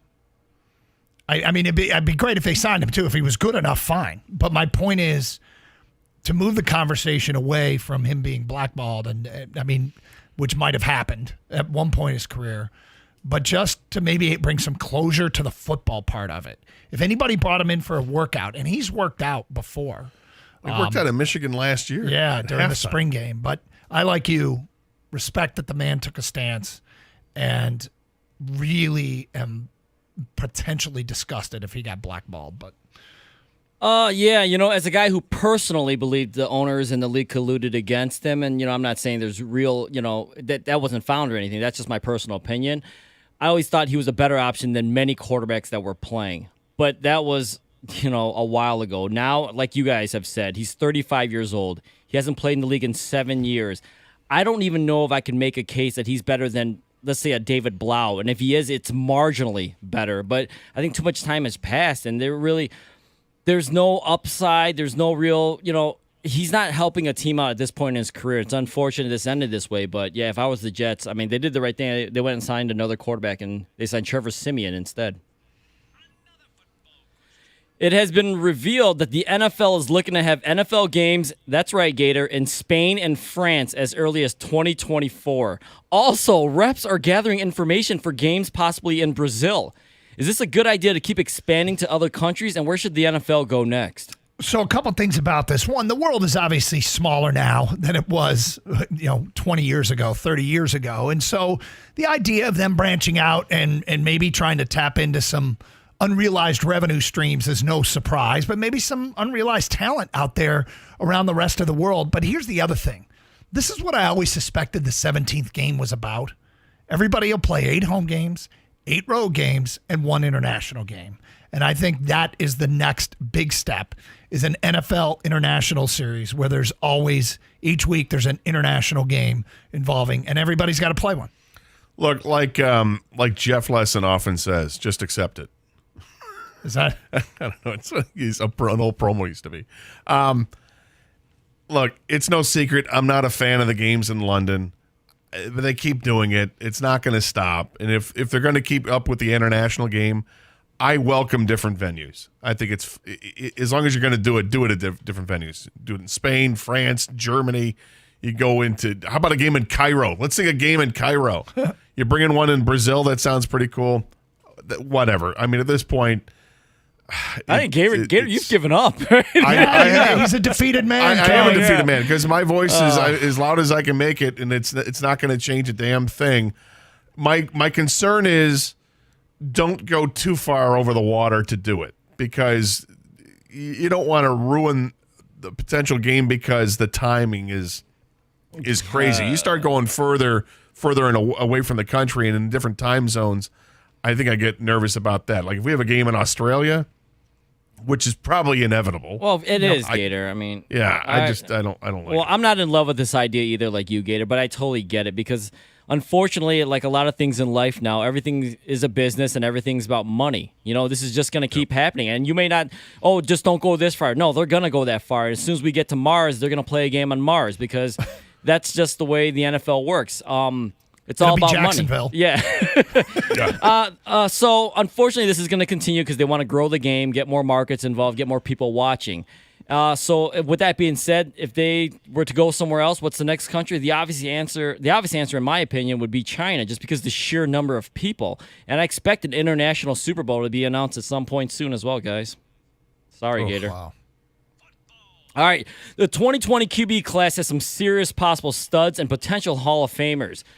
Jalen Hurts, Joe Burrow, Tua, Herbert, and maybe even Jordan Love. Sorry about that, Doug. Will this go down as the best quarterback class ever? I don't think so. I mean, the 83 class is the one that's always talked about. You know, Dan Marino and Jim Kelly and John Elway, and I think there was at least one other. I think this group has potential. You got to get to multiple Super Bowls. Be nice to win a Super Bowl to put your name on that list. And to this point, none of those guys has won it, but they've got a couple that have already played there. And it looks like some others are off to great starts to their career. But it's so hard to project that, and injuries are a big part of it, and you just don't know. So until they prove otherwise, I'm going to stick with what was the big one when 83. I don't think this is a real question. I think Kang's just trolling me. That's all I think this is. Really? It's an effort to troll me. And the other three were Tony Eason, Ken O'Brien, and Todd Blackledge. Okay. In that 83 draft. That did not exactly pan out. And I will stick with the 83 guys. So it seems to be the question everyone's going to say is this better than the 1983 class, right? Yep. But the thing about the 1983 class, John Elway's the only one who won a Super Bowl, and he won 2, okay? As great Jim as Dan Kelly Marino played for 4. Yeah, hold on. I mean, this is my turn to answer the question. Yeah, all right, 1983, like I said, only one quarterback won a Super Bowl, and he won 2 of them. 2004 was actually a really good year, too. They had 4 Super Bowls in that one between Eli and Ben Roethlisberger. I'm going to say no just because it's really hard to win Super Bowls. I think you have to ask yourself the question, is it just numbers or is it Super Bowl wins? Because 2012 was actually really underrated with Andrew Luck, RG3. There's a bunch of guys there. Obviously, Luck retired early. But I go back to Super Bowls. And I think 2004, like I said, with 4 Super Bowls, might even challenge 83. It's just too hard to win Super Bowls. So I'm going to say no because it's going to be cannibalism amongst the rest of the league. All right, apparently some NFL owners felt that the Dolphins putting up 70 points was disrespectful to the game. What was that disrespect what the Dolphins did to the Broncos? Not when you kneel on the ball on 4th down in field goal range and you can set a record. I mean, the Dolphins, 13 of their last 15 plays were running plays. They pulled their often injured quarterback and let their backup play the last 4 series. So Denver was just bad. I don't think it was disrespectful. I think Denver was disrespectful. I mean, honestly. I mean, do something. Stop the team from scoring. And I remember John L. Smith said years ago when they were Michigan State got beat by an Ohio State team, and he said afterwards, did you feel like that they ran the score up? And he's like, no, you know what? It's our responsibility to get the stop. When you get into a goal line situation and they're running the football, it's not like they're throwing the ball. You got to make the stop, and if you can't do it, that's on you. You know, when Devin Achane rips off a 65-yard touchdown run, that's not running up the score. That's the inability to stop somebody on a running play. I didn't find it disrespectful, and even if they kicked the field goal to make it 73 points, I wouldn't have found it disrespectful either. This is just my personal opinion. I think as long as you play it straight up, the only exception for me is like don't full court press or blitz. But if you just play it straight up and you got to still stop them, you know? Otherwise, let's just insert the mercy rule then and let the other team give up. Let me ask you this real quick. Do you think that the NFL, around the teams around the league, are cashing in some receipts on Sean Payton? It's possible. I mean, I told you guys Mike McDaniel was the ball boy for Denver once. Apparently, they didn't give him an interview when the head coaching position was available. I think everyone holds receipts in this league, but... And you know, as far as NBA games, too, when a guy shoots a late 3 and makes a layup, I don't even care. We already lost the game. Let him get his points. 24 seconds to shoot a basket. Yeah, whatever. All right, Bill Belichick's going for his 300th win this weekend. Andy Reid is going for his 250th win this weekend. Only 4 coaches in NFL history have 250 wins or more. That includes Belichick, of course. Are these the 2 best coaches in the NFL right now? And if not one of these 2, then who is? Well, I've got my flag planted with Mike Tomlin, and I'm sticking with it. And, you know, what they have done there, the consistency is remarkable. And I at this point, I think Belichick in particular has lost his fastball And I'm going to move him out, and I'm going to move Kyle Shanahan in. In San Francisco. Look at that. Yeah, I think that Belichick has slipped a little bit. We'll see what he does with Mac Jones, but the further you get away from Tom Brady and that success they had there, people are going to say it was Brady. I mean, it was both of them. I think he evenly split that one there, but he hasn't been able to recapture any magic yet. He's gone with multiple different quarterbacks trying to stir the pot a little bit, and it hasn't happened. I agree with you with Kyle Shanahan because of what he's starting to do there. The fact that they were still competitive and they had to go they had to go to running backs as a quarterback in the playoffs was crazy. But I'm also going to throw Pete Carroll's name in there. Pete Carroll's done an amazing job with that Seattle team, resurrecting the career of Geno Smith. Everybody had said he was done, and then boom, last year happens. They're still winning games. They beat the Lions a couple weeks ago. They just have the Lions number, I suppose, but they also just put up a big number in a game on Sunday. With over 30 points again, and they can do it with a number of different ways there. I like Pete Carroll, too. I think Andy Reid's probably past the Belichick at this point right now, but I want to echo what you just said about Pete Carroll. I think he deserves a real honorable mention for what he has done with Seattle. Russell Wilson, Geno Smith, that defense. He always finds a running back that can run in this league. Whatever he does, if it's just him running up and down chewing that gum or he's game planning, he actually deserves a lot more credit. And forget the antics. He's a good coach. All right, real fast, guys. Travis Kelce, Taylor Swift. I don't know if you've heard, but apparently they've been linked together. Swift is supposed to go to the game this weekend against the Jets. But Swift was watching the game in Kelce's suite next to his mom this past Sunday. Was it way too early to meet his mom? And what date should you introduce someone to someone that you're dating to your mom? I have no idea how long they've been dating. I think this is just all circumstantial. I mean, when you're Travis Kelce and you have access to his suite and you're a player and you're dating someone like this, why not? I don't care. Hey, yeah, my suite's my family. If you want to come up, you're more than welcome. If she's into it, that's cool. As far as introducing somebody, I don't know. After 5 dates, I don't know. We don't know how much time they spent together before it got out with the public, so it's hard to say if it's too early. But for me, the mom introduction comes more than a few exits down the road into a long drive. So if they just started dating, it might have been just the convenience. I'll go sit in the suite with my family. So I don't want to read too much into it, but I'm rooting for these kids, and I'm excited for Sunday night's game. Well, so is the NFL, Doug. Trust me. Nobody's happier than NBC. Yep, exactly. The ratings through the roof. Depends on if it's a casual, quick meet and greet. Then yeah, you can meet the girl you're dating or the guy you're dating can meet your mom or dad really quick. But if we're sitting here, it's a talking more than 1 hour dedicated time, 3 months at least. Other than that, wow. Yeah. I mean, sitting in the suite together. Hopefully they, I don't think that's way too early. It's all circumstantial though, because let's say that you're close to Thanksgiving, you started dating somebody a month earlier. Yeah, you're not meeting my family. Hey, you want to come to Thanksgiving dinner? I mean, you want to come to Christmas dinner? Nope. I mean, these are you not listening to the man? Yeah, I guess I saying no. Okay, fair enough. Arbor Day, and that concludes the Y9 Omaha 4 Down Around the League blitz thingy. Well, there's great drama this morning on who's playing and who's not playing for the Lions. And I think overall we should be happy. We will get to that today at 10:51. It's Carson Anderson, 97.1. Listen, I know there's probably a lot of watch parties tonight because of the game. And if you're going to somebody's house, bring something with you, like a bottle of Flying Ace Spirits bourbon. I've been talking about this for almost a year now. I really, really like Flying Ace Spirits bourbon because it tastes great. It's got notes of caramel, toasted rye, vanilla, and ripe stone fruit. It's also a versatile spirit. So if you guys want to do shots before the game starts, great. You just want to sip it all game long, have it neat around the rocks, that works too. You want to mix it up with something like a cola or a ginger ale.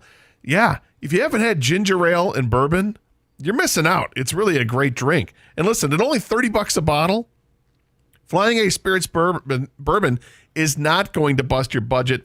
Not at all. It's a small batch American-made bourbon. It's blended in Holland, Michigan. Yep, it's part of that Coppercraft family. Artfully crafted for the brave of heart. Give it a try yourself. You are going to love it. It is not pretentious at all. There's no gimmicks. It's just great, approachable American whiskey for the maverick at heart. You can follow them at Flying Ace Spirits on Instagram.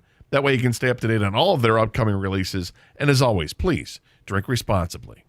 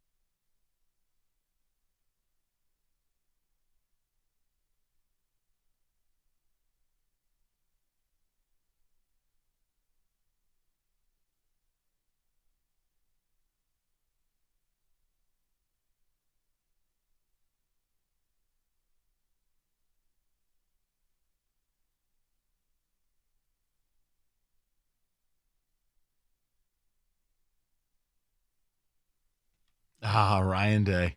Never change, buddy. Great radio fodder. You know, we're doing Lions, but I'm gonna mix this in. It's important.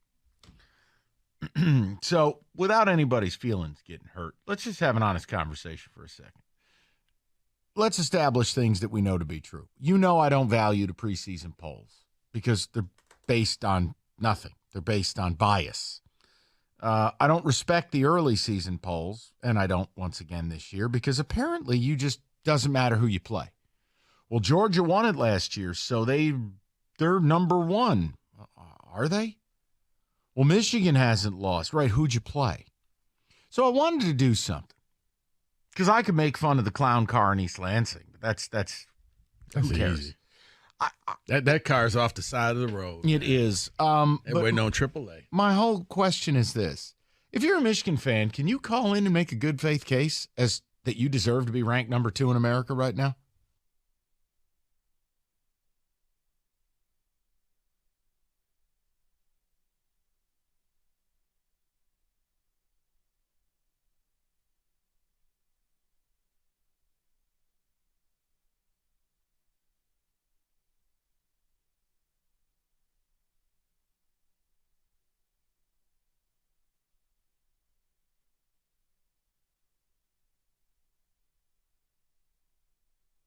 Sam Laporta offensively.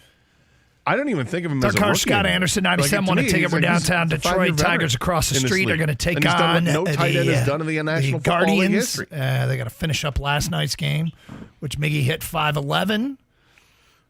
Maybe he'll go for 5'12". That'd be nice. Yeah. I'd like to see 5'12".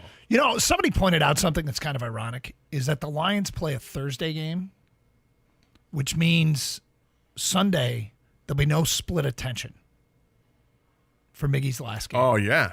Yeah. You think it was intentional? No, because the NFL schedule came out after the Major League Baseball season had started, and I doubt the NFL was working around Miguel Cabrera's schedule. Well, maybe if the Lions put in a request and said, hey, could you please? I would suspect not, but it's just I think it's a cool coincidence, if nothing else. I'd like to think that. Okay. You go ahead and think that. So during the Blitz thingy there, the Taylor Swift, Travis Kelce story. Yeah. I got to hand it to a sports business reporter by the name of John Pampliano, who sent out the following tweet. Taylor Swift is going to watch the Chicago Bears and the New York Jets in back-to-back weeks. Man, she must really like Travis Kelce. Oh. Maybe. Well, he's got the opportunity to really shine. Is this going to set a record for a regular season football game because all the Swifties are going to tune in? And I know there might be some eye rolls out there, but we had the data earlier in the week that Fox had record numbers for females the ages of 12 to 17 and 18 to 34 and 18 to 49. And they were all the greatest demographics. It just, it's unbelievable, man. Yes, but I think that does that potential to? Sure. Do I think Sam it's going Laporta to offensively? Because I don't even think think of him as a rookie anymore. Like to me, he's a 5-year veteran. I would imagine the shelf life of the and he's done what no tight end has done in the NFL. Taylor Swift doesn't last long. I think after a couple games the Swifties may not have to see this again. You're kidding, right? You think the Swifties are going to stop paying attention to Taylor Swift? Because it's football. I think at some point they're going to be like, all right, saw that. I'm hoping they get into football. Just expands our listening audience. I'm not disagreeing with that. That'd be great. I just don't think that's going to happen. Did you guys see the viral thing going around with the Taylor Swift and Kelsey? Was it the two of them in a bar? No. Well, the picture. No, yeah, I saw that. That's not what I'm referring to, though. Her leaving in the popcorn machine. No, not that. That's old news now, man. Come on. Yeah, all right. So what's the latest? The newest thing that's gonna be old in about 5 minutes is the girlfriends triggering boyfriends. With the question. Did you see this, Doug? No. So what the girlfriends would do is they'll pull their phone out and record them secretly or not so secretly and say to the boyfriend or husband, "I can't believe Taylor Swift put Travis Kelce on the map finally." Like now people know who Travis Kelce is because of Taylor Swift. And the boyfriends, they get pissed. The husbands get upset. And they're like, he might be the greatest tight end of all time. I don't know what you're talking about. It's so funny to me. I saw some other headline about Travis Kelce's ex-girlfriend is now warning Taylor Swift. Like, come on. What is warning her like I'll kick your butt? Or no, warning her because that would be such great drama. I mean, no, like warning like he'll break you. He's a bad guy or something. I just saw the headline and they're like, come on. He doesn't put the toilet seat down? Probably not. Yeah. You should see him without a beard. Right, yeah. All the warts are coming out now. Yeah, airing of the we were at the airing of the grievances point of the old fling. His brother is so annoying. Yeah. It'll cost you a fantasy championship. Yeah, exactly. You can never do anything on Sundays. All that stuff. Yeah. Okay, so this morning, man, Tom Pelissero of the NFL Network. This was interesting because he goes on the NFL Network, and I was watching it live, and did an injury update. Running back David Montgomery, not expected to play. Tackle Taylor Decker, not expected to play. Cornerback Emmanuel Mosley is expected to play. And I'm looking at that and I'm like, God, that okay. I thought it was all trending good, but I guess not. All right. But then there are the guys who cover the team on a day in, day out basis. Kyle Meinke was on Twitter moments later and tweeted out, well, that's about the exact opposite of what we've believed to be true through the week. So, Mosley wasn't going to play. They didn't think Mosley was going to play, and they thought Decker and Montgomery were. And then Pelissero comes out and reports the exact opposite. Pelissero has since tweeted out a retraction. He did get it backwards. So he says he got it backwards. So that he expects Decker and Montgomery to play, but does not expect Mosley or Joseph to play? He didn't mention Joseph. There has been no update on Joseph. He could be back. With as much as I want to see Mosley, I feel like they can give him a little bit more time. I mean, you're coming back from the knee injury is one thing, but it looks like he was ready to come back from that. It's the hamstring issue that kept them from practicing. And because they haven't done any practices really this week with any kind of contact, I think they want to take their time with him before they reintroduce him to the NFL. Yeah. So you'll have whatever it is, 10 days between tonight's game and the next game. So take advantage of that. Yeah, and look, I mean, getting Decker back means getting Sewell back at right tackle, which means getting the offensive line almost back to 100%, which we've seen for one game, which is still almost comical. But getting Montgomery back means maybe finishing those 2 extra drives that resulted in field goal attempts against Atlanta, because he's I see him being more in the Jamal Williams role than Jahmyr Gibbs. Well, it also allows Jahmyr Gibbs to go and line up as a receiver and you don't lose the threat of running the ball because Montgomery's a runner. Yep. So you can have both on the field at the same time. All good. Meanwhile, in Green Bay, the news is not great. David Bakhtiari is reportedly out. Elton Jenkins reportedly out. Two offensive linemen. To the left side of their offensive line. Devondre Campbell, a linebacker's out. No final decision on Jair Alexander. Christian Watson is expected to play, as is running back Aaron Jones. So it's they get their weapons back offensively, but they're still without two offensive linemen. I'm not going to get so excited about that just yet because I think those guys have been out didn't they miss the last game anyway? And last time the Lions played a team that was without two offensive linemen, they couldn't get to the quarterback. We got a whole bunch of stuff to get to. What's going to happen on the field? We've asked for your predictions via Twitter, and we have gotten some. If you've tweeted us a prediction, there's a good chance we will read it on the air coming up. But we'll take your phone calls as well. What happens tonight? Lions, Packers, 248-539-9797. Give us a winner, a score, a reason why you believe what you believe. We'll get to your phone calls, your feedback, your tweets. It's Carson Anderson, 97.1 The Ticket.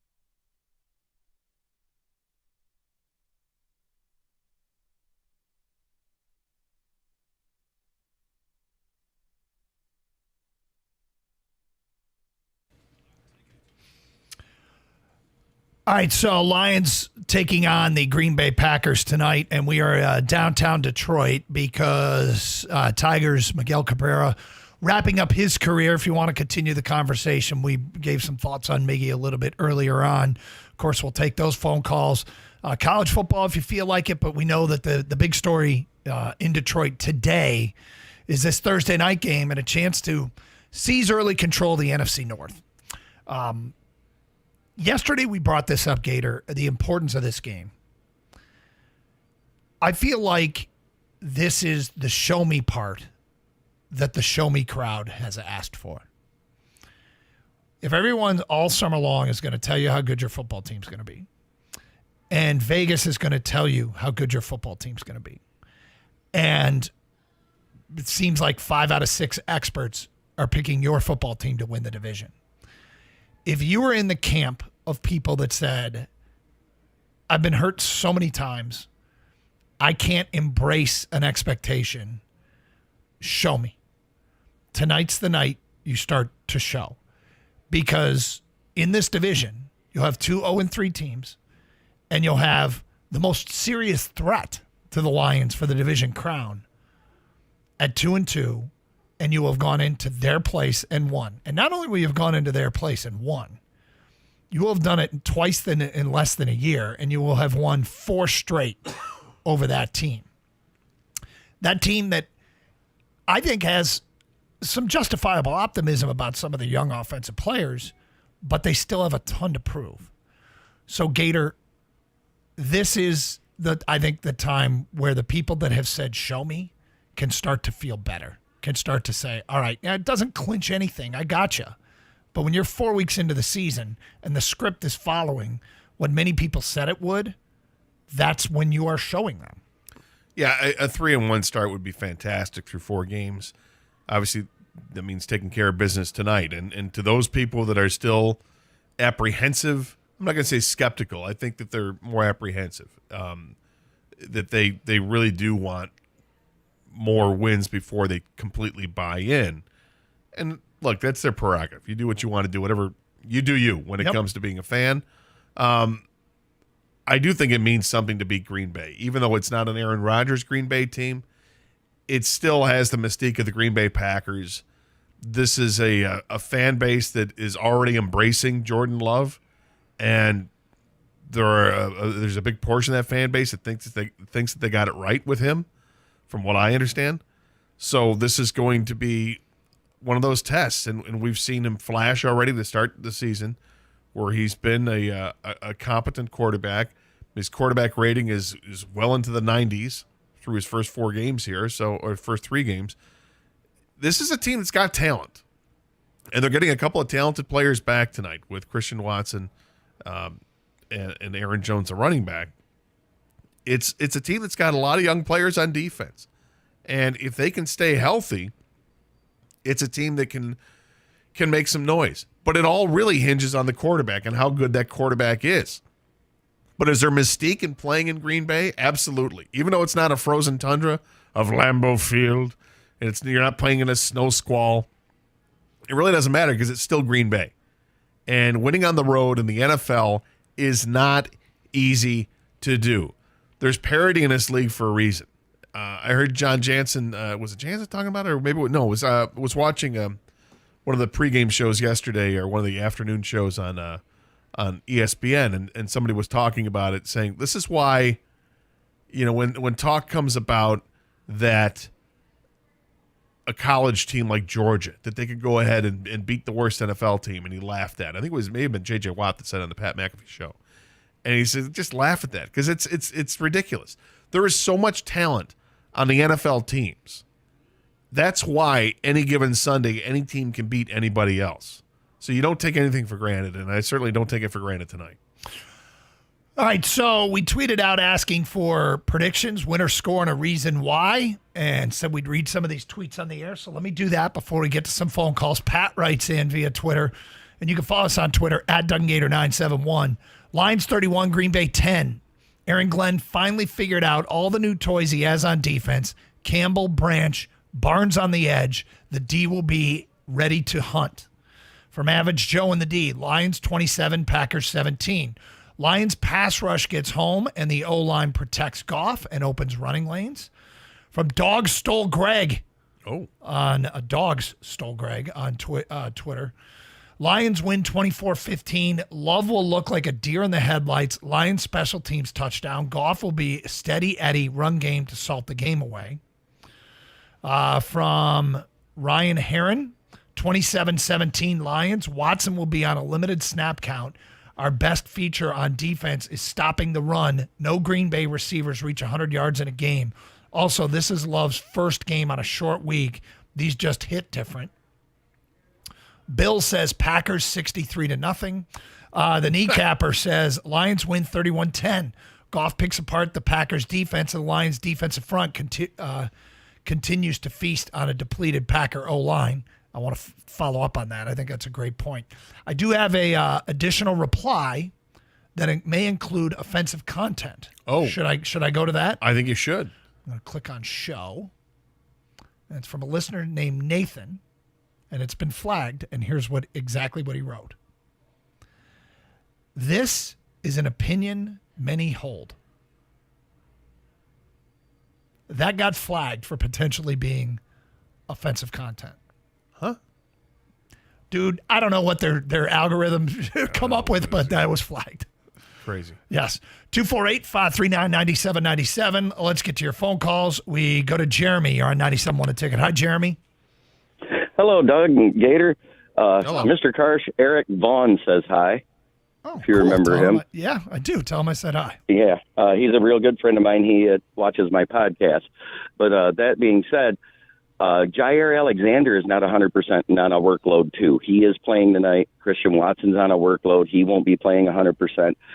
The thing that I have noticed is they're giving up a lot of runs on the right and not to the left. And on the left is Quay Walker. On the right is Rashawn Gary. Rashawn Gary over-pursues in the run game. They are giving up almost 6 yards per carry on the right. So with Monty being back and a healthy O-line, the only one that is still a questionable to be starting tonight is Jonah Jackson. If he doesn't start, we'll have Glasgow and Sorsdahl at the guards. So I was one of the beat writers said they really expect Jonah Jackson. All indications were this week that Jonah Jackson was going to play. Last I heard was questionable, so I left it at that, and I threw that out there. But if Jonah's playing, I almost want to start Sorsdahl over Glasgow, who's been underwhelming since his return to Detroit. Well, I would say that questionable in the NFL it usually means you're playing. It's doubtful is just that. You're probably not, but questionable usually guys are playing. Is out. Yeah, and I don't know about Sorsdahl versus Glasgow. I'll take Glasgow over Sorsdahl. You know, Sorsdahl's a rookie, and he's working at both positions in practice to get up to speed between guard and tackle, and he was thrust into the right tackle duty last week and did okay. But I do like the chances of this team being able to run against the Packers, and they've got a little thunder and lightning going on there with Montgomery and Gibbs.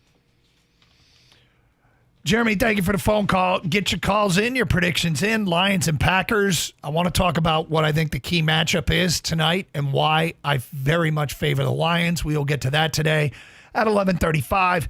Hey, get ready to start the NFL week off right, because right now all customers can get a no-sweat same-game parlay for Thursday Night Football. Just place a 3-leg same-game parlay on this week's game between the Lions and Packers, and you'll get bounce bets back if you don't win.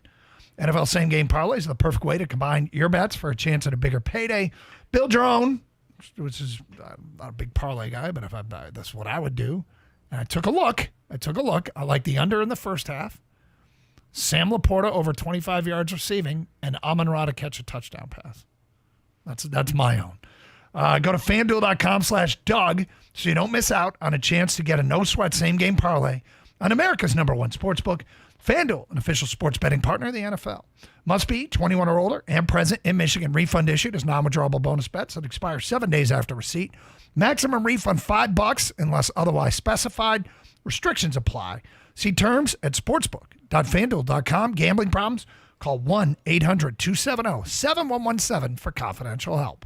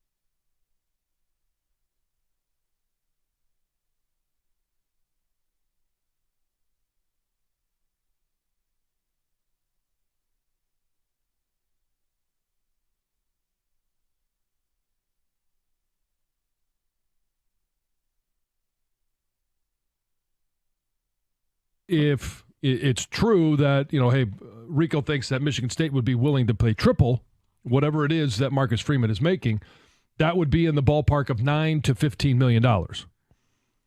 Do you think Michigan State right now is ready to pony up $9 to $15 million for their next head coach? They can. That's not the question. No, I know. Yes, they could financially. They'll have no problem doing that. I don't think they would do that right now. I don't. I think they're going to scale back a little bit. They possibly could. A little bit. I mean, now how much would Urban cost? I don't know. You probably get Urban at a discount if he just simply wants to get back into coaching. Yeah, because he's got some baggage. Yeah, you think? Yeah. Yeah, I think. But he's a great. There's no question. We've never denied that. College football coach. Yeah, and he's a great recruiter. Yeah.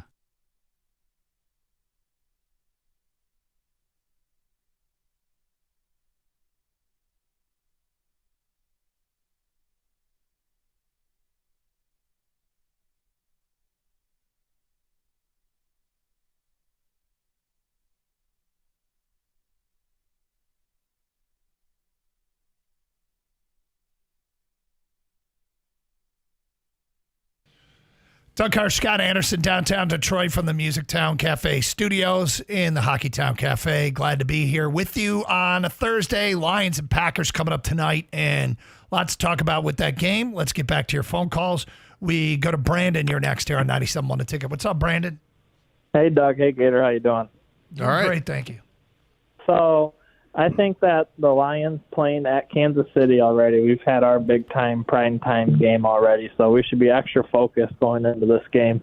And I think I read that Jordan Love has the most deep ball percentage in the league. So hopefully, because I know I heard on the morning show that Mosley was playing, so I think it'll be a good shot. He's actually not. Yeah, Pelissaro got it backwards. Decker and Montgomery are playing. Emmanuel Mosley is not expected to play. Oh, well, that's huge then. I guess I better switch Gibbs from Montgomery to my fantasy team. Thanks. Yeah, no problem. You are right about the downfield shots. He takes more. The air yards per attempt is the largest in the league. That measures from the line of scrimmage to where his intended target is. He averages over 10 yards per pass. And now his completion percentage is low, but that stands to reason. He's not throwing as many high percentage passes as I guess anybody else in the league as it stands right now. All statistics 3 games in are a little bit, you don't want to take them too seriously, but these are some early trends. And it wouldn't be surprised if they start to gear that back, get him some confidence throws early in games. But yeah, the secondary will be tested. And they get Christian Watson back. He is expected to play. If he's full go or on a snap count, we'll see. Pitch count. But bottom line is, I think Green Bay's going to try and run it with the return of Aaron Jones, who's back from hamstring injury, suffered in week 1. So Lions defense has to step up and get him behind the sticks, bad down and distance. Well, it'd be nice if they can repeat the performance from Sunday, if they can get pressure on the quarterback. Jordan Love can make some plays with his feet. He's mobile. He can buy some time, and he can also take off and run straight downfield. He's got good speed, and he's got pretty good size. He's 6'4", 220, so that's kind of a load to bring down. But I feel like the Lions have been tested early in the season with Patrick Mahomes and with Geno Smith, and Desmond Ridder is another guy who's got some mobility. And each game yielded different results. The first game, I think they did a real nice job of kind of containing Patrick Mahomes, and there were a couple plays Mahomes got loose, but it didn't cost them. Geno Smith was a different story. They just couldn't get home. And then you had the game on Sunday where the defense looked fantastic. The line got pressure all day long. They brought it with the linebackers. They also had a different defensive scheme with extra linebackers on the field, and most of the time it felt like there was one less safety. So we'll see how they line up tonight. And if the past is any indication what the future can hold, how about this? The first season with Dan Campbell, neither side of the ball was doing all that great. Then he had that heart-to-heart talk with Jared Goff about the offense, and then the last 7 games of that first season in 2021, Goff was outstanding. And then he carried that into the next season, and he hasn't let up. He's been top 10 quarterback ever since. You go to last season. Defense was bad, historically bad. They let a defensive backs coach go. They have a little bit of heart-to-heart, some tough love there with Aaron Glenn. Aaron Glenn reworks some stuff, takes more ownership in the secondary, and the defense comes alive. They go 8-2 down the stretch, give up 20 points a game. The defense was great. Start this season, and they did a great job against Kansas City on the road. They followed that up with a bit of a stinker against Seattle, but then the defense rose to the occasion, showed up on Sunday. Are we going to see the same thing happen with the defense that we saw with the offense, that now we feel, offense is totally competent? Are we going to feel that way about the defense now too? Don't know. Hope so. I mean, there's some things going that I'd like to see continue. But again, we'll get to all that coming up. Feedback coming in from Ben. My big thing for tonight is we need to set the tone for Jordan Love as a Green Bay Packer. We need to put them in the dirt. Let him know that when he plays the Detroit Lions, he's going to have one less kneecap. Oh, and a hunk taken out here? Yeah. So look, I'm not disagreeing with this. I think that's kind of a big deal. Yeah, let's set the tone for Jordan Love. Let's let Jordan Love know the division goes through Detroit, and get used to it, buddy. Like, because we've been tortured for decades by Green Bay and Green Bay quarterbacks. Yep. This whole thing could be changing. Tonight, I mean, I feel I don't want to put too much on it, and I probably am, but this feels like a weight of the world kind of game. Let's get the weight of the Green Bay Packers for the last couple of decades off our back completely. Let's set a tone with Jordan Love. Let's make him feel the way we have felt forever in this division, looking up at mostly Green Bay and occasionally Chicago and occasionally Minnesota, but mostly Green Bay. And turn the tables, man. I'm totally feeling that guy. Well, the Packers have been a bit like a hydra. He cut one head off, like. I'm sorry? What's a hydra? A hydra is a mythical creature that had multiple heads, and you would cut one off and another one would grow. Really? Yes. Okay. So is this Dungeons and Dragons? Is this back in, were you playing Dungeons and Dragons? No, I think this is just mythology. Okay, gotcha. Might be Greek mythology. All right. So yes, and so you cut one head off, like back in the day, could have been Don Majkowski, right? But yeah, up props Brett Favre. Brett Favre retires. There goes that head. Here comes Aaron Rodgers. Right. Next one goes off. Up pops Jordan Love. Please no. Please no. Yeah, is it or is it not? I mean, this is the thing, right? That you just set the tone, knock him down, don't let him grow so fast. Yesterday, I talked myself out of being scared of Jordan Love. And I'm not scared of Jordan Love because the evidence is there that he's going to be great. I'm scared of Jordan Love because I'm paranoid. I'm mostly paranoid that the Packers have done it again. And I'm like, you know what? But what are the odds he's as good as Rodgers? Even if he's really good. Odds are very slim. Very slim that he'll be as good as Rodgers. Aaron Rodgers is one of the top 10 quarterbacks all time. But if we're doing a show tomorrow and he goes 24 of 28 for 320 yards and 3 touchdowns and the Packers win 31-10, I'm going to be sick to my stomach. Yeah, because the evidence shows you he's incapable of that. Because he's like a 56% passer, 55% passer. Yep. Yeah, to all of a sudden ramp it up and do that would be awful. 248-539-9797. Phone calls, feedback. Let's go to Don next here on 97.1 The Ticket. Hi, Don. Hey, guys.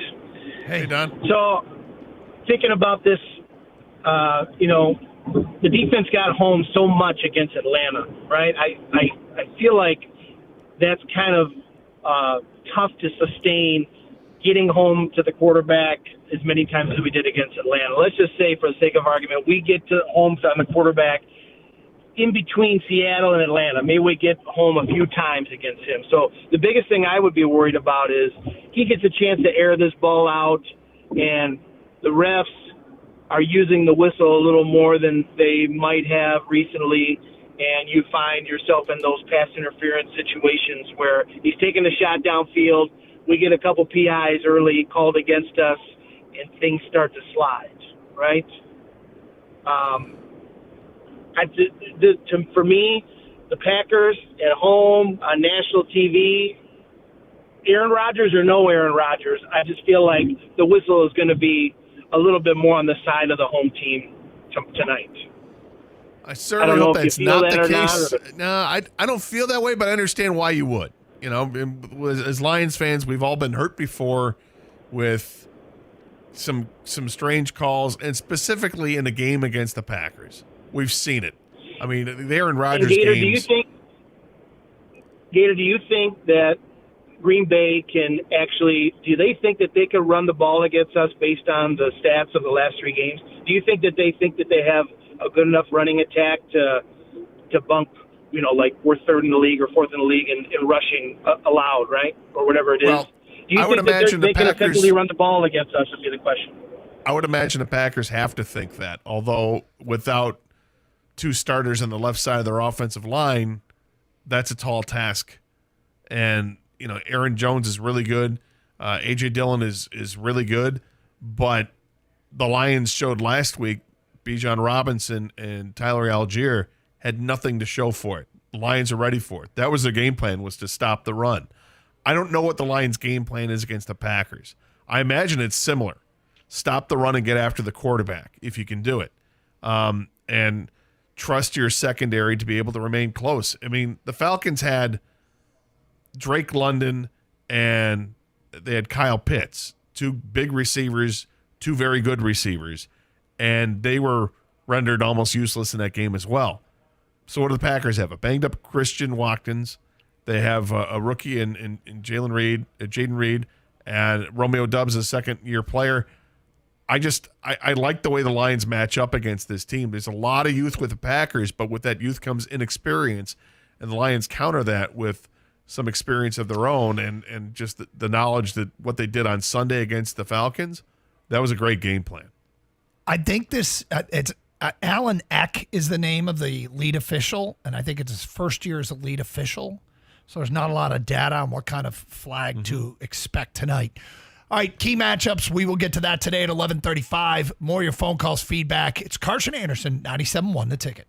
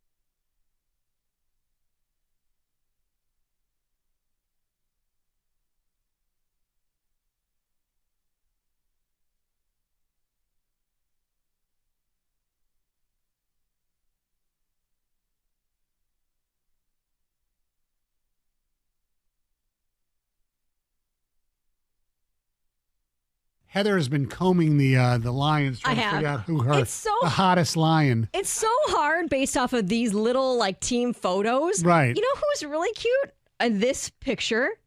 Derek Barnes. He's so cute. I like him. Derek Barnes. Get a Barnes.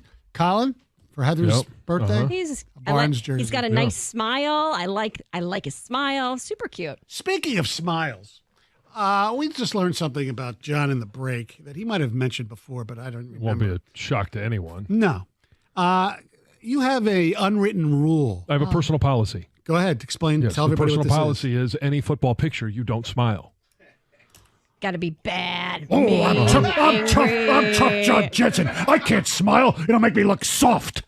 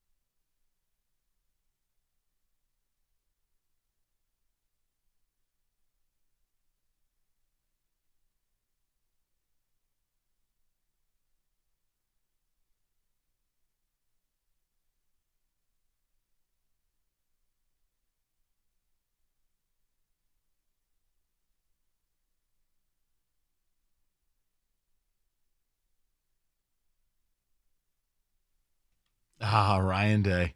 Never change, buddy. Great radio fodder. You know, we're doing Lions, but I'm gonna mix this in. It's important. So, without anybody's feelings getting hurt, let's just have an honest conversation for a second. Let's establish things that we know to be true. You know I don't value the preseason polls because they're based on nothing. They're based on bias. I don't respect the early season polls, and I don't once again this year, because apparently you just doesn't matter who you play. Well, Georgia won it last year, so they're number one. Are they? Well, Michigan.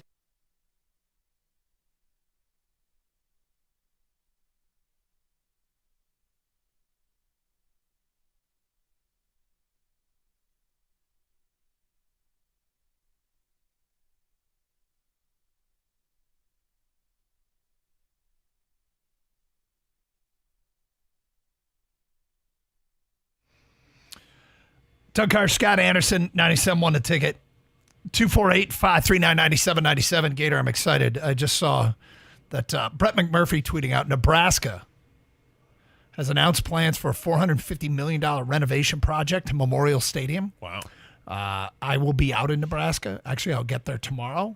We will be in Memorial Stadium Saturday. You're going to get like actual artist renderings I think up I'm close and personal? going to like get to see the easel with the picture and all that. Like I'll get full on authentic easel artist renderings. People walk around the stadium with like a little straw hanging out of their mouth. Perhaps. Yeah, that you mean in the artist rendering? Yes. I expect that. There'll definitely be bales of hay with somebody playing a banjo or something, right? I mean, that's the artist renderings always have. Just wholesome community activities going on in and around the stadiums.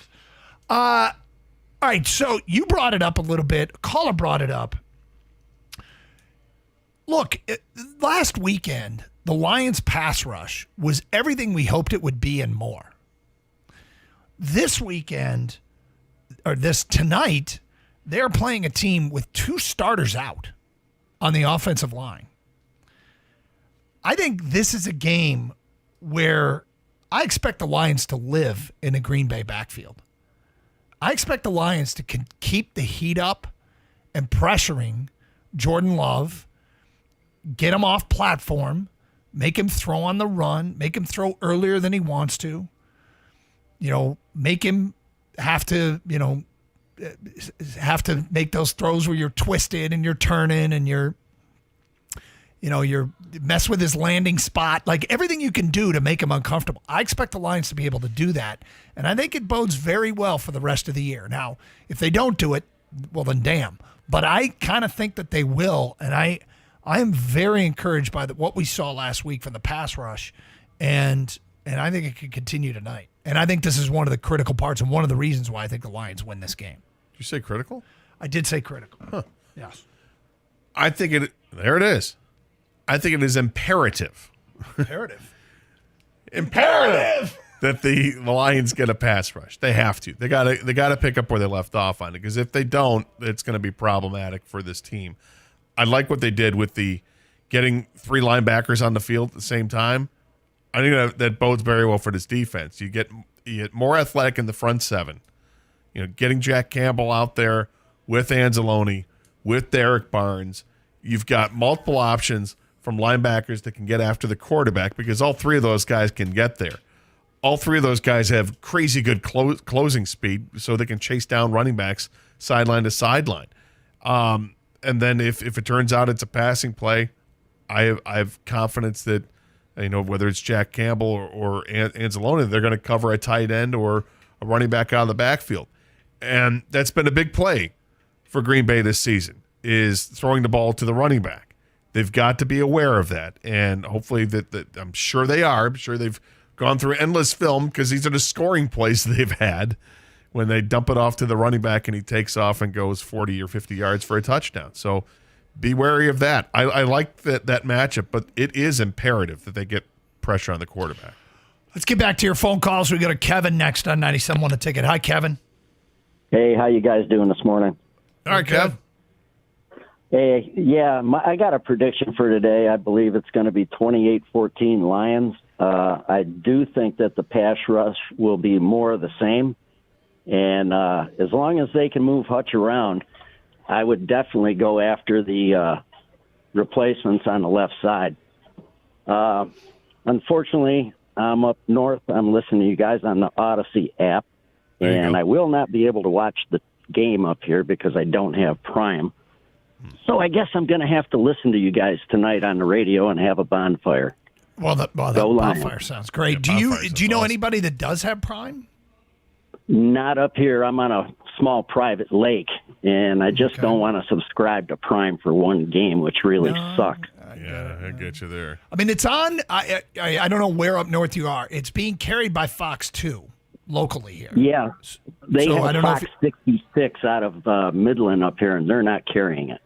I wonder if it's like if you have I don't know if you have Xfinity or not, but can you use the Xfinity app to get your television coverage from back home? I don't think you can get. Do you have a place in the Metro Detroit area or no? Yes, I do, but I have DirecTV there. Okay. So. No, that's I would mess around with the DirecTV app and see if you could stream the game through a DirecTV app with your access and the fact that you pay on Fox 2. Yeah, and I can still sit by the bonfire and watch it. You can still watch it on your phone. Kevin, I like it. What's the beverage going to be? Pardon me? What's the beverage going to be? Oh, probably a little Jameson's on the rocks and a couple Oktoberfests. Oh, there you go. Yeah. I like it. You're speaking to both of us there. Yeah. Man. All right. Kevin Joy, sounds like fun. And good luck with that stream. Let us know. Give us a follow-up if you... It's an odd thing to say to another man. Good luck with that stream. Stream. I've got 2 today. You didn't even respond to the first one. Listen, I'm trying to grow up. Yeah? No, you're not. It's Karch and Anderson, Open Lines, 97.1 The Ticket.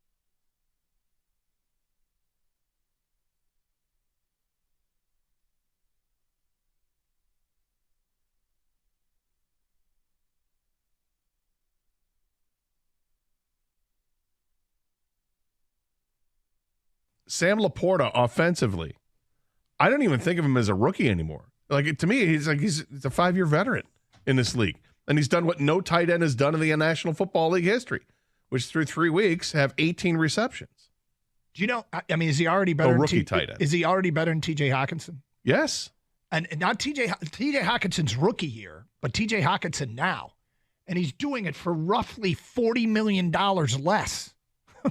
Now, I don't know. I mean, that might be a grand overstatement, but suffice it to say, own it. Who would you rather have? Sam Laporta over the next 4 years for $9.5 million? Oh, you can't. Or TJ Hockenson for $51 million. And look, I'm a Hockenson fan. How about keep money the same?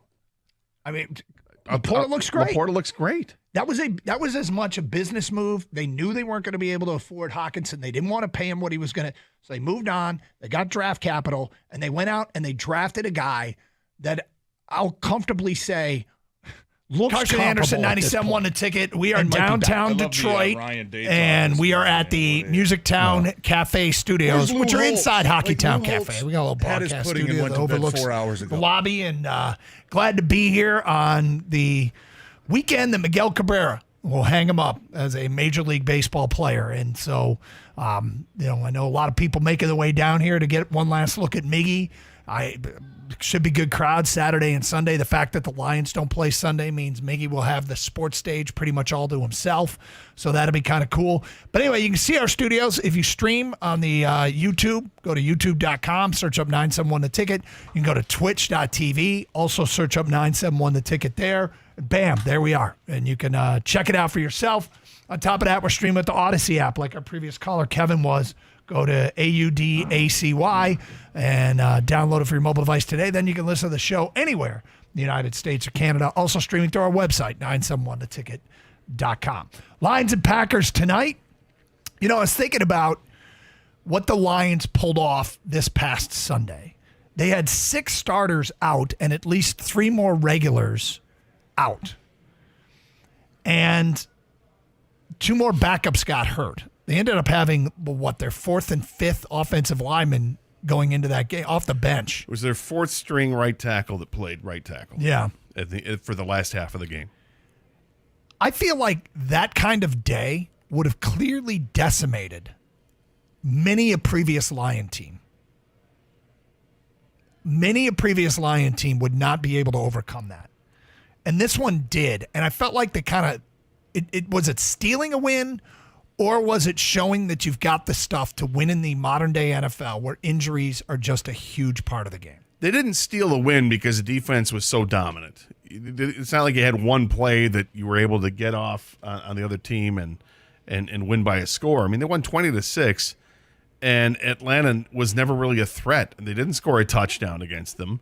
But to your point, this was one where a good team can overcome injuries. Yep. And the offense wasn't clicking like a well-oiled machine in the second half, and I think in large part because of those injuries. They were able to handle it.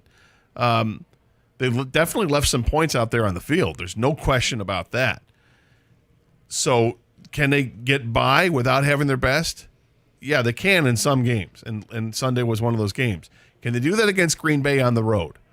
I'm not sure yet. Because I'm not sure what Green Bay is. Like I've said before, I like the youth on their team, but maybe they're too young and inexperienced at this point to make that run this year. But in the future, I think this is going to be a big rivalry between the two teams. The other thing I'm concerned about with tonight's game is, other than the unknown of what Green Bay is Jared Goff, his splits.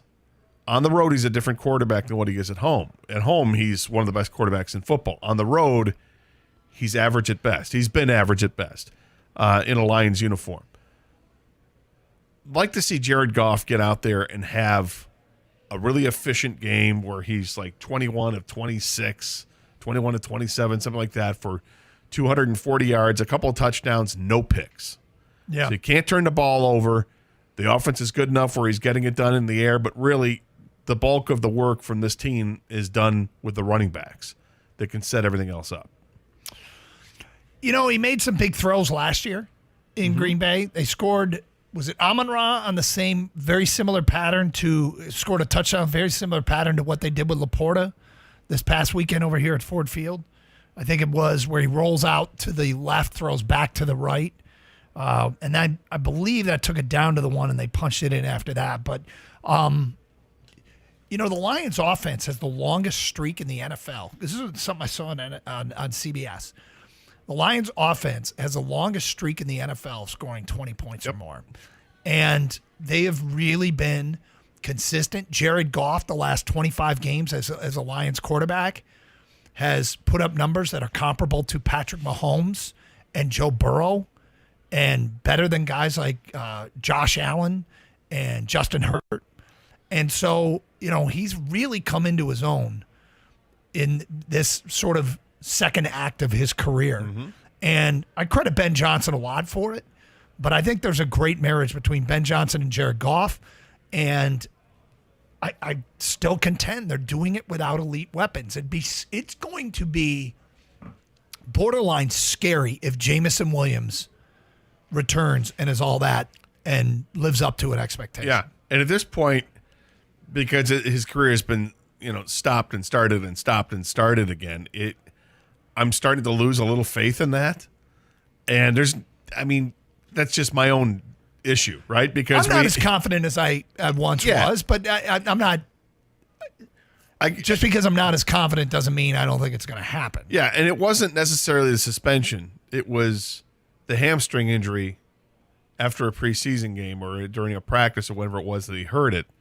That's what has me concerned, because it's a guy who's dealt with a knee injury, a serious knee injury, came back and started to play a little bit, really wasn't used much at all in the 6 games he played last year, whatever, 6 or 7 games, whatever it was. And then you get to preseason games and he's drop passes, Also made a hell of a catch in the end zone on a 2-point conversion, but then gets hurt right away after that. We haven't seen it. So I don't want to label anybody as injury prone, but I don't even want to think about that with him. Hopefully he gets healthy, because he is that amazing weapon with that speed. Speed kills in the NFL. You see it with all these teams that have that speed guy, the ultimate being Tyreek Hill. And if you have an offensive line that can hold the pass rush back, and you've got 4 seconds to throw instead of 2 seconds to throw, that extra couple seconds is amazing what it can do when you've got a guy with speed. Circling back, though, to the fact that the Lions, with 6 starters out, 3 more contributors like Pascal and Houston and guys of that nature, they were out. The fact that they were Mosley still hasn't played. Yeah, the fact that they were still able to win that game, because guess what you're never going to be once the season starts? 100%. Right. Your team is just never going to be 100%. It's so much about overcoming injuries in this league, which means you have to have depth, which is why the Lions positioning themselves to have a Tracy Walker as a backup, to have a Graham Glasgow as a backup, is a pretty huge luxury. It's luxury is maybe a strong word. They built depth. They've just built smart. depth. It's just smart football. And when they signed Graham Glasgow, I remember saying, I love this signing because it's a guy who has been here before.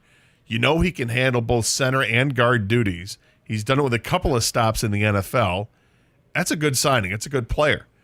And when this team is already dealing with a massive share of injuries to start the season.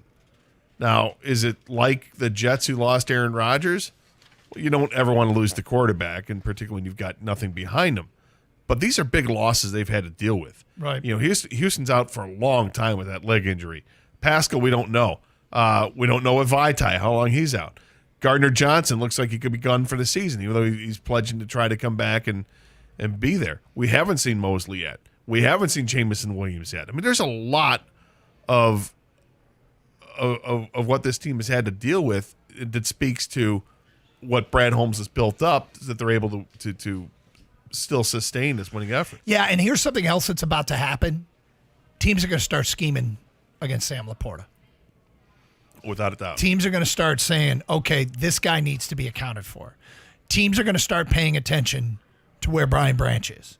Like the rookies, it's cool what they've done. They made a splash, but now they're on the radar. Coordinators know who you are. They sit down and they game plan around you. I wonder, and this is a question to ask Ben Johnson or Dan Campbell, but I wonder how much the emergence of Sam Laporta and his ability to, stretch the field a little bit from the tight end position, how much that helps to open up things for Amon-Ra St. Brown, perhaps being in a slot and going the opposite direction. Because now you got to chase where Laporta is going, and it opens up. If you hit 14 in stride, the safety's no longer there as a stopgap because he's worried about Laporta. Does that turn bigger gains for Amon-Ra? Well, Ben Johnson's the guy that gets to play with all this. So. Yep. Let's go to James next here on 97.1 The Ticket. Hi, James. Hey, first off, if they start scheming for Laporta, Jahmyr Gibbs is going to start getting those yards. Too, yeah.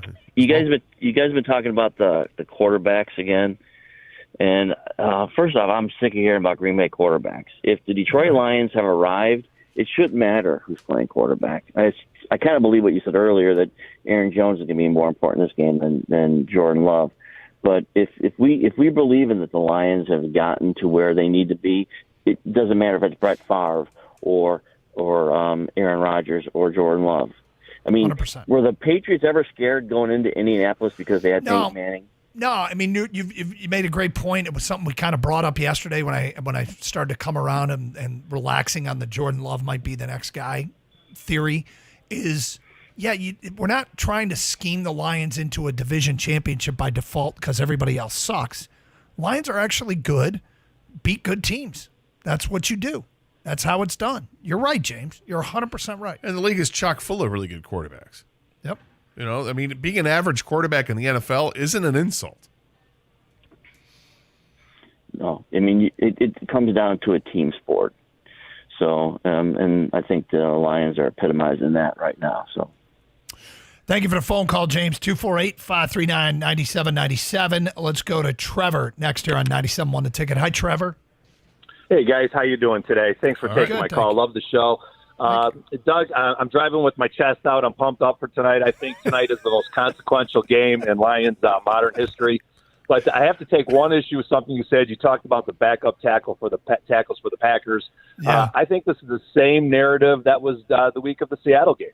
And it's a good point. I'm cautioning against that. Yeah. Yep, it's a good point, and this is why I think it's significant if they do live in the backfield. They should live in the backfield. They didn't against Seattle. They did against Atlanta, and to win and win big, they have to be more like the Atlanta defense and the Seattle defense. Now, clearly, the offenses are different in terms of this Green Bay offense.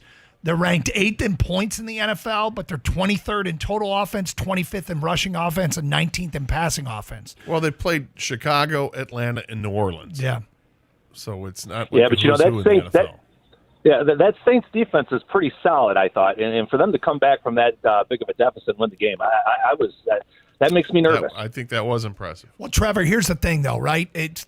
Statistically, it feels to me like Green Bay is more like Seattle in terms of their potency than they are or more like Atlanta than Seattle. I think they're more like that was. And on the morning show, they were talking about the quarterback for the Falcons being a junk quarterback. That was the term that was actually used last week. And I thought, how can you say the Lions are? And I want the Lions. I want them to be a great team. But if you think that the opponent's team's a junk quarterback, well, then we got to see what we can do against a great quarterback.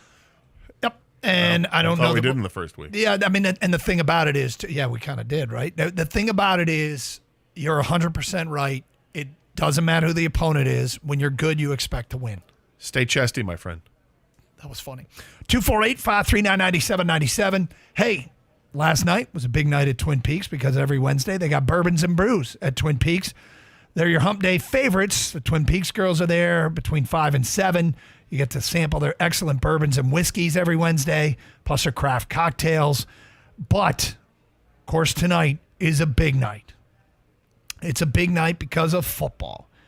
Don't miss it. Great place to watch a game, Twin Peaks.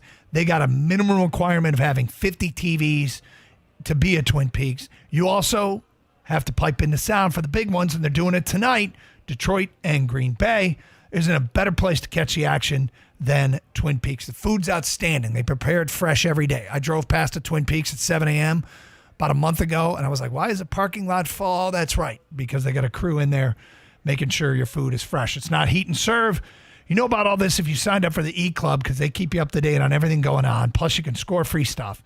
Go to twinpeaksrestaurant.com/peaks-club to get started today. And to find a location nearest you for tonight's game, go to twinpeaksrestaurant.com.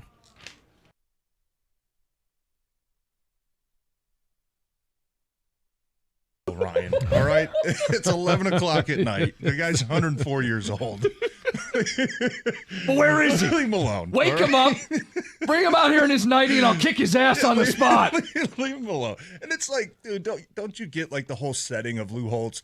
It's basically a pep rally at Notre Dame. Right. Like he's trying to like pump his crowd. You know what I mean? Yeah. It's like if Lloyd Carr came out in Ann Arbor and was like, I don't know, guys. Ohio State's pretty good. I don't know if we're going to win. Like, it's going to pump the fans up. Like, come on, right? Like, yeah. What do you expect him to say?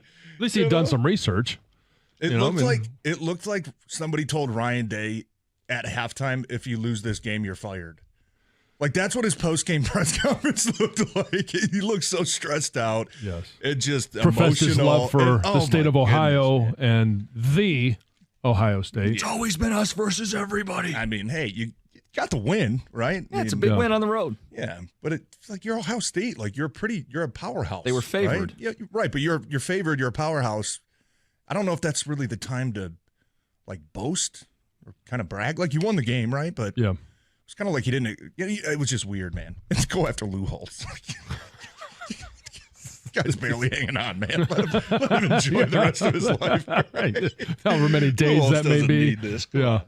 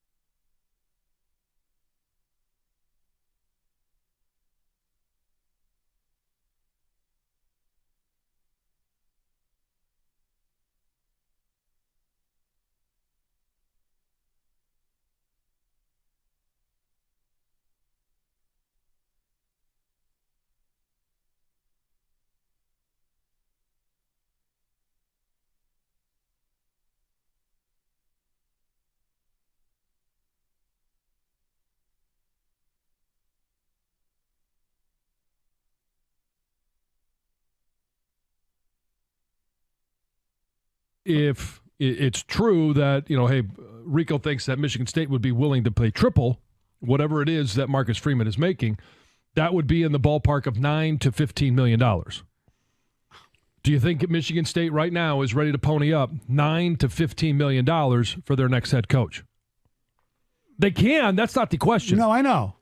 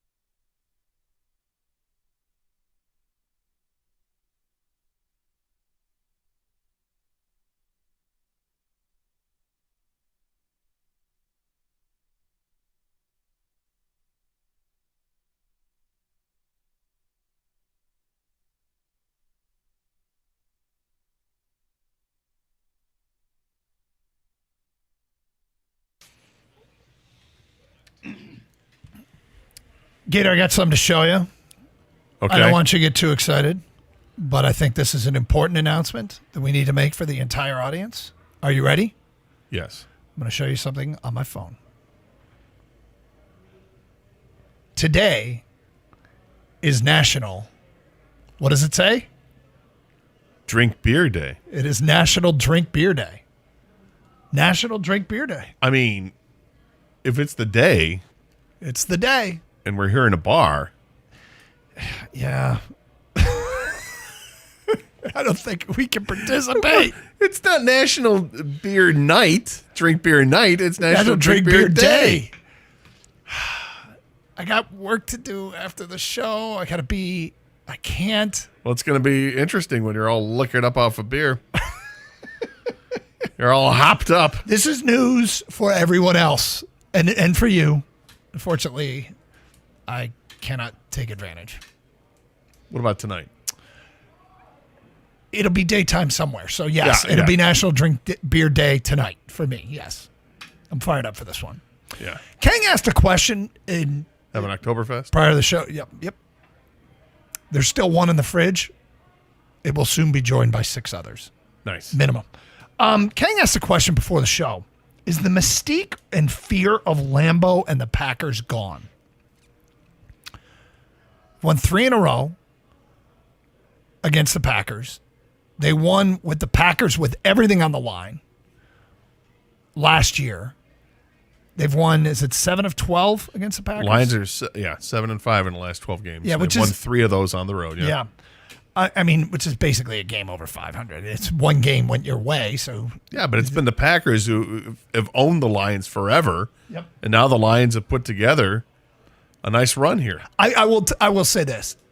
I don't think the mystique is gone, but it might be fading here. And if they win tonight, again, I'm putting the weight of the world on tonight's game. Yeah, I think it's different. I feel like because it's a new incarnation of the Packers with a different quarterback, they've got to build it back up. Green Bay does. They have to earn it again, and I doubt it. To me, the mistake of Lambeau Field has always been playing in December. That's what it is. It's seeing the snow on the ground, or you see the breath of the players because it's 5 degrees outside. That to me is what it is. It was built. The whole mystique of Lambeau Field was built on the Ice Bowl with the Cowboys and the Packers in the 60s when they had that epic matchup. 1966. So, 60 somewhere in the mid 60s. It was right before this. Was it? That was the first ever Bush push. Yeah, right. Bart started the tush push. But that's where it began. That's where they got the whole reputation, frozen tundra of Lambeau Field, and we've seen it. We've been hurt by it in the past. Playing a game at Lambeau on a Thursday night in September does not have that same feel to it. playing a game on a Thursday night in September at Lambeau Field with Jordan Love as the quarterback, he's going to have to build his own legacy. And maybe it starts tonight. I hope it doesn't. I really hope it doesn't. But they have to, they got to earn it again. 248-539-9797, taking your predictions and calls. Of course, we talked a little bit earlier about Miguel Cabrera. Great moment last night at Comerica Park as he hit his 511th home run. Bravo, Dan Dickerson, for saying it. There goes number 511, not there goes number 4.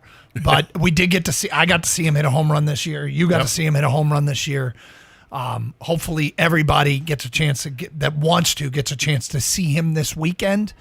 But it's been an incredible career. Triple Crown, 12-time All-Star, 2-time MVP, 7 Silver Slugger awards. At 4 batting titles, I think, in 5 years. He's just been unbelievable. I think one of the great mysteries in Detroit sports lore as time goes by will be how that core of players didn't win a World Series. And it does hurt. It hurts. To me, it hurts in a. It should have happened. I don't have it all of they let us down feeling. Like, I'm not mad at them. It's just baseball. I agree with you on that. I mean, I had great memories of those teams in the 2010s that were just, they would parade out a bunch of Cy Young talent at pitching. You look at the lineup, and when you see all these old clips of Miggy, and he's greeted at home plate by Victor Martinez and Prince Fielder and Nick Castellanos later on in his career. Yeah, J.D. Martinez. J.D. Martinez. It's better to say than Nick because they were all part of those teams that were playing for the championships. Curtis Granderson, part of this as well. And you see Scherzer and Verlander. You're like, right? What on earth? How did it not happen? How did this not happen? And all that was after a run in 2006 when they got to the World Series. We thought this is going to be easy, and they couldn't get it done against the Cardinals. Totally different team when Miggy came on board. Remember the addition they made in 2007. Right, the 2016 went to the World Series and lost. 2007 they added Gary Sheffield. Right. All right, and we're like, wow, that's going to put them over the top, and it didn't. Yeah. And what they do?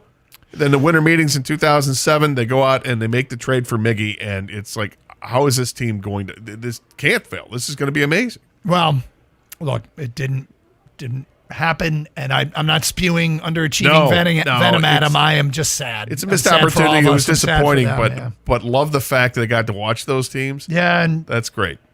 248-539-9797. All right, if you want to continue talking Miguel Cabrera or Tigers.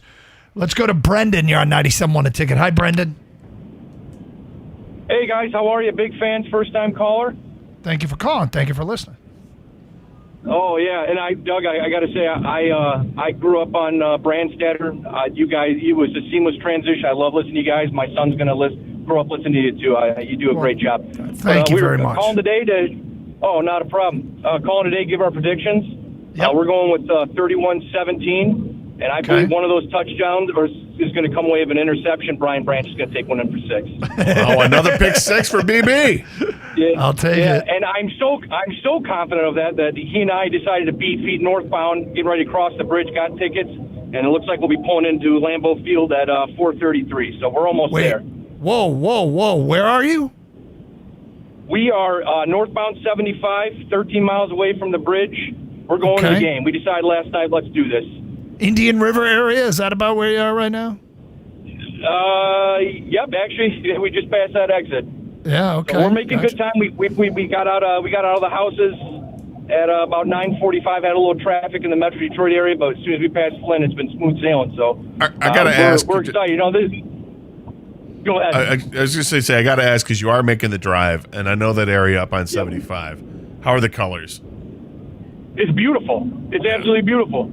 It was awkward because I'm with my brother-in-law, and I'm like, geez, aren't these leaves beautiful? And then he looked at me like, okay, weird. But it is. It's unbelievable. Totally beautiful. This time of the year, that whole trek once you get north of Gaylord and you're on 75 and you're going to stay going up towards the bridge, it's unbelievable. Oh, my wife was a little bit jealous, but I was like, hey, I didn't grow up with a brother, so it's very fitting that your brother and me, we go to this game. And nice. That won the argument, and now we're here. Well played by you. Well played. Yeah, get across that border and head west. That's a long drive ahead. Yeah. Well, enjoy, my friend. That's awesome. That is great. Yeah. Jealous. 248-539-9797. He got his prediction in. You can get yours in.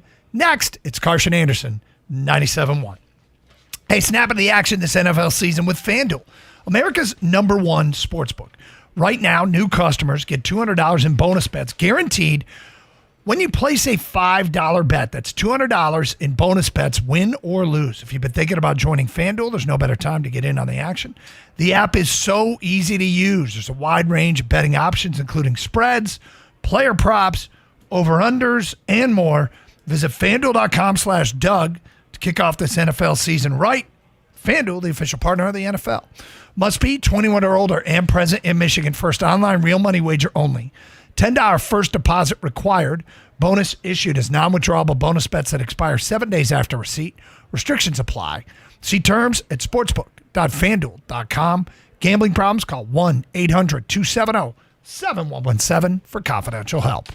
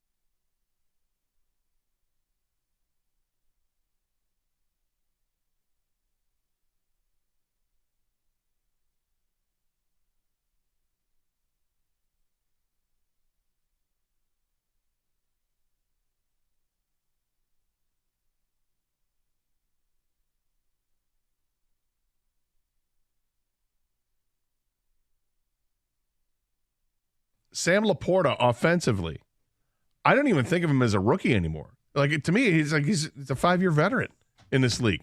And he's done what no tight end has done in the National Football League history, which through 3 weeks have 18 receptions. Do you know, I mean, is he already better? Rookie tight end. Is he already better than TJ Hockenson? Yes.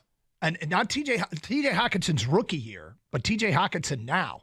And he's doing it for roughly $40 million less. Now, I don't know. I mean, that might be a grand overstatement, but suffice it to say, own it. Who would you rather have? Sam Laporta over the next 4 years for $9.5 million? Oh, you can't. Or even. TJ Hockenson for $51 million. And look, I'm a Hockenson fan. How about keep money the same? I mean, Laporta looks great. Laporta looks great. That was as much a business move. They knew they weren't going to be able to afford Hockenson. They didn't want to pay him what he was going to. So they moved on. They got draft capital, and they went out and they drafted a guy that I'll comfortably say looks comparable at this point and might be better. I love the Ryan Day talk this morning, man. What a where's Lou Holtz? Like, Lou Holtz had his pudding and went to bed 4 hours ago, Ryan. All right? It's 11 o'clock at night. The guy's 104 years old. Where is he? Leave him alone. Wake him up. Bring him out here in his nightie, and I'll kick his ass on the spot. Leave him alone. And it's like, dude, don't you get like the whole setting of Lou Holtz? It's basically a pep rally at Notre Dame. Right. Like, he's trying to like pump his crowd. You know what I mean? Yeah. It's like if Lloyd Carr came out in Ann Arbor and was like, I don't know, guys. Ohio State's pretty good. I don't know if we're going to win. Like, it's going to pump the fans up. Like, come on, right? Like, yeah. What do you expect him to say? At least he'd done some research. It looked like somebody told Ryan Day at halftime, if you lose this game, you're fired. Like, that's what his post-game press conference looked like. He looked so stressed out. Yes. It just professed his love for the state of Ohio and the Ohio State. It's always been us versus everybody. I mean, hey, you got the win, right? Yeah, it's a big win on the road. Yeah, but it's like you're Ohio State. Like, you're a powerhouse. They were favored. Right? Yeah, right, but you're favored. You're a powerhouse. I don't know if that's really the time to, like, boast or kind of brag. Like, you won the game, right? But yeah. It's kind of like you didn't. It was just weird, man. Let's go after Lou Holtz. Doug Carr, Scott Anderson, 97.1 The Ticket. We are barely hanging on, downtown Detroit, Hockey Town Cafe, Music Town Studios here, and it's a little gloomy, but the rain is going to hold off, and Tigers will resume last night's game today at 1:05, and then Game 2 which was the regularly scheduled 1:00 game, will get underway. So hopefully, maybe they'll let you in for both. Who knows? But suffice it to say, it's cool for Miguel Cabrera to have hit that home run last night. Final series of the year. I mean, there didn't look like there were a lot of people there. Those that saw it, good for you, man. Well, I'm glad to see that they're picking the game up as a suspended game and picking it back up today so that he'll get credit for it. Oh, yeah. Because it could have been really easy. It's the end of the season. Meaningless game against Kansas City here. It means nothing really for both teams. There's pride on the line, obviously, but it has no implications for the playoff picture. I feel like they easily could have just said, it's canceled. You guys end up playing 161 games. Do you think if Miggy didn't hit a home run, they might not have done it this way? They're like, let's have 5-11. I don't know, maybe. I mean, the other thing is, I think they tried so hard to get it in. Was there one out in the top of the fifth inning? Right. They were 2 outs away from it being an official ball game. Yeah. They tried. They really did. The rain was coming down so hard, and they're throwing the diamond dust on the field, and it's just turning to mud. They had to do what they did, but I'm glad they're picking it back up. But yes, I do think that maybe that had something to do with it. I'd like to think it did. Let's get back to your phone calls. We'll go to DJ here on 97.1 The Ticket. Hi, DJ. What up, though? Y'all all right? Hey, Yeah. we're good, DJ. Hey, listen, man. I called in ready to talk my Lions talk like I normally do with you guys. And, Doug, you just gut punched me. And what I mean by that is there's like 2 or 3 things as a Detroit sports fan that gut punches me. The Fab Five not winning the championship. Those Tigers teams not winning the championship just gut punches me. I can't get over it. And then Rashid leaving Ori open for the 3. Those 3 are all like at the top of my list. Like they just gut punch me. Like years later, I can't get over it. DJ, Now to my Lions. DJ, hold on. Before you continue, and we'll give you your time, I want to personally apologize to you and to everyone else for bringing it up. And I'm not mad at anybody about it. It's a little bit of sadness in the back. Miguel Cabrera parade down Woodward. Like when I saw the parade and the special with him in Miami, I'm like, God, that never happened here. And it really should have. But I apologize. I won't bring it up for the rest of the show. I mean, at least the thing at least Michigan lost to Blue Bloods, and those are good teams to lose to against Duke and North Carolina. That Tiger team that lost to St. Louis in 06, that hurt. And losing, was it in 2012 to San Francisco? It hurt because this was the better team. I think their best team was one that lost to Boston in the ALCS. What are we doing? Why are we doing this stuff? DJ, I'm sorry. Lastly, guys, no, it's cool, my dog, but it gut punch. But what made it even worse is Porcello became a Cy Young winner. Like, remember, didn't he win a Cy Young? It was like he did with a bad ERA. It hurts, man. But look, to my Lions, Doug, I just wanted to say this to you, man. I'm screaming this to you. We do have an elite weapon, man. I keep screaming this to you. It is our offensive line. I don't care about Jameson Williams. I'm pretty much like, he gives us what he gives us. It's a bonus. But our offensive line is so elite when they're healthy that when we're down in games, I confidently feel that we're going to win and come back because Sewell and Ragnow and them kick in the extra gear, and they give us all the time in the world. They open holes. They are our elite weapon. That's what it is. And I know you guys have been to some games, obviously. I've been to 2 of the 3 games this year. We have guys open downfield. I think Jared Goff came on your show the other day and said it. Our receivers, they're getting open downfield. They're deep. They're only doing that because of our elite weapon, because of our offensive line. So I just wanted to correct you on that one, man. That's it. Well done. I accept the correction. Thank you, DJ. They don't have elite skill position players. Potentially in Amon-Ra, who's developed into. He's close. But he's like, if you look at anybody, they don't rank him in the top 10 receivers in the NFL. Sam Laporta potentially. Sam Laporta's, as a rookie, he already looks like he's the go-to guy. Yep. I love that he's got. Goff has 2 go-to guys now on third down. Yeah, he really does. It's 3 games into his career, but Laporta is without a doubt one of those guys, and St. Brown's the other. Let's go to Eric next here on 97.1 The Ticket. Hi, Eric. Well, Mr. Anderson, good afternoon, everybody. How are you? You got to get fired up for this Lions game. We go into Thursday night. We went to the world champs and beat them on the world stage, opening up the season. We lost an overtime game. Came back. And remember, it was 10 days off after that opener. Now we got a short week coming off 7 sacks. Sunday wasn't too long ago. Going into Green Bay, we own them. It's just another football game. This should be an easy win for the Lions. And y'all got to get behind the Lions. That little doubt that keeps trying to seep in, don't let that happen. I'm behind him. I'm just not as chesty as you.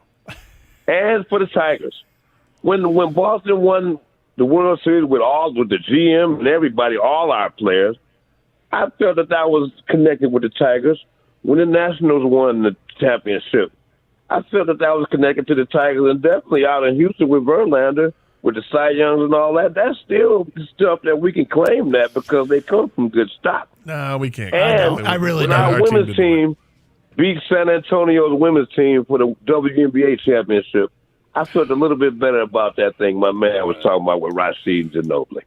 Well, I'll tell you what, Now, Eric. that's not a Detroit sports fan. I like the way you're wired. He's going to take credit from the other teams and win. He is, and I bet he sleeps at night. I bet he feels good.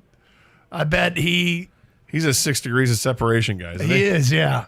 But as long as they come back to Detroit, Sean Elliott played for the Pistons and for the Spurs. Therefore, the Pistons get credit for some of the Spurs. I don't think he's a bandwagon fan.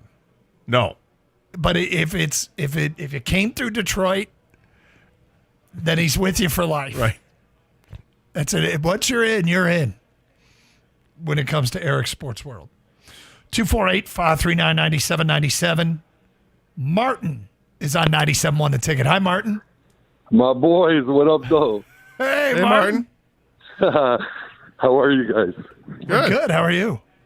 Good. Big prediction, 38-6, not even close. Not even close, my boys. 5 in a row. Don't forget, it's 5 in a row after tonight. It was 4 in a row. It's about to be 5 in a row. What do you mean? We beat them 4 in a row. We beat them 3 in a row. I think it's 3 in a row. Are you sure? Yep. No. Gator is. I'm not. I'll look it up. Gator, are you sure? I'm pretty sure. I think it is 3. Pretty sure. Okay, so I'm positive it's 4 in a row. About to be 5, Gator. What happens if I'm right? Free haircut. Let's go. You weren't getting charged anyways. I still owe you a case. Yeah, dude, it's 3 in a row. Oh, 3 in a row. Wow. What did I see? What am I doing, dude? Well, hey, how about this? It's all right. Just win. How about 4 in a row? Win it tonight. Maybe after this season, it'll be 5 in a row. That's right. Yeah, 100%. My boys, let's go, man. We're not looking back, taking that division lead, and ain't nobody coming for this. Albania Martin, you are like the biggest Lion fan that there is. And yes, the biggest. I want to know what you do for the games. What are you doing for this game tonight? Tonight, I got all my cousins coming over to watch it. I made them all come over. I told them you all got to be at my house, period. If your wife lets you or not. All right. And how many cousins is this? Oh, man, my mom's a daughter of 15. My dad's a son of 9. Wow. So you can only imagine at least like 20 or 30 of us. There's going to be 20 or 30 people at your house watching this game? Yeah. Yeah. Okay. All right. What are you serving? Yeah, I was going to say, what do you serve for this? The wife always comes through. And we're sick of pizza. She makes pasta and stuff. She'll make some food. Okay. For the boys. So There's cousins are coming over, so she's got to go all out for the cousins. All right. And what's the bar? What have you stocked the bar with? Oh, liquor and beer, Heineken and Coronas. Love it. Tito's and some tequila, Yeah. There it is. Yeah. I'm not a big drinker either. Just a heads up. What time do you have to be at work in the morning? First client 9 a.m. I'm here 8:30. All right. Tuesday through Saturday. No, Gator, let's go, my boys. Let's go. Get it done, Martin. All right, Martin. Thanks. 38-6. And 20 cousins coming over. I feel confident they win the game, but I am concerned about how many points I'm going to see from the Lions because Goff still has to prove it on the road that this offense can get going there. Our predictions coming up today at 102. It's Carson Anderson, 97.1 The Ticket.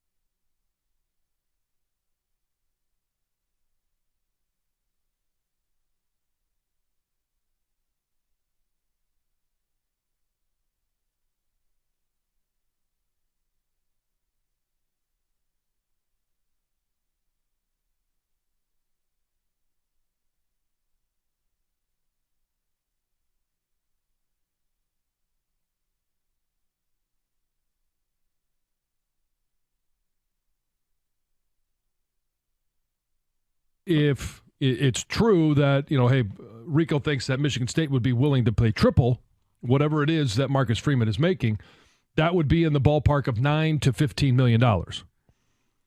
Do you think Michigan State right now is ready to pony up $9 to $15 million for their next head coach?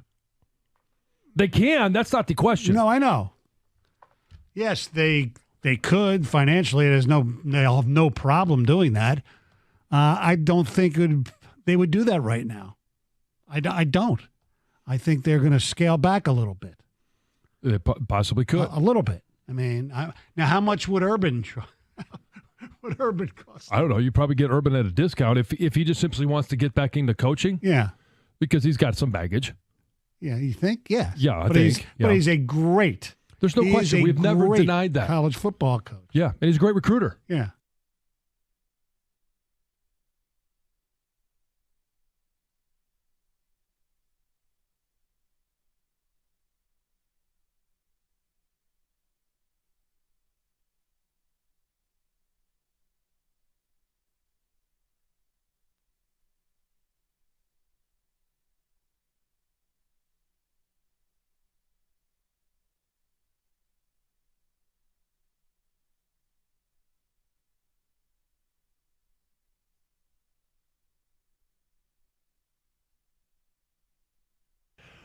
Carson Anderson at the Hockeytown Cafe, the Music Town Studios.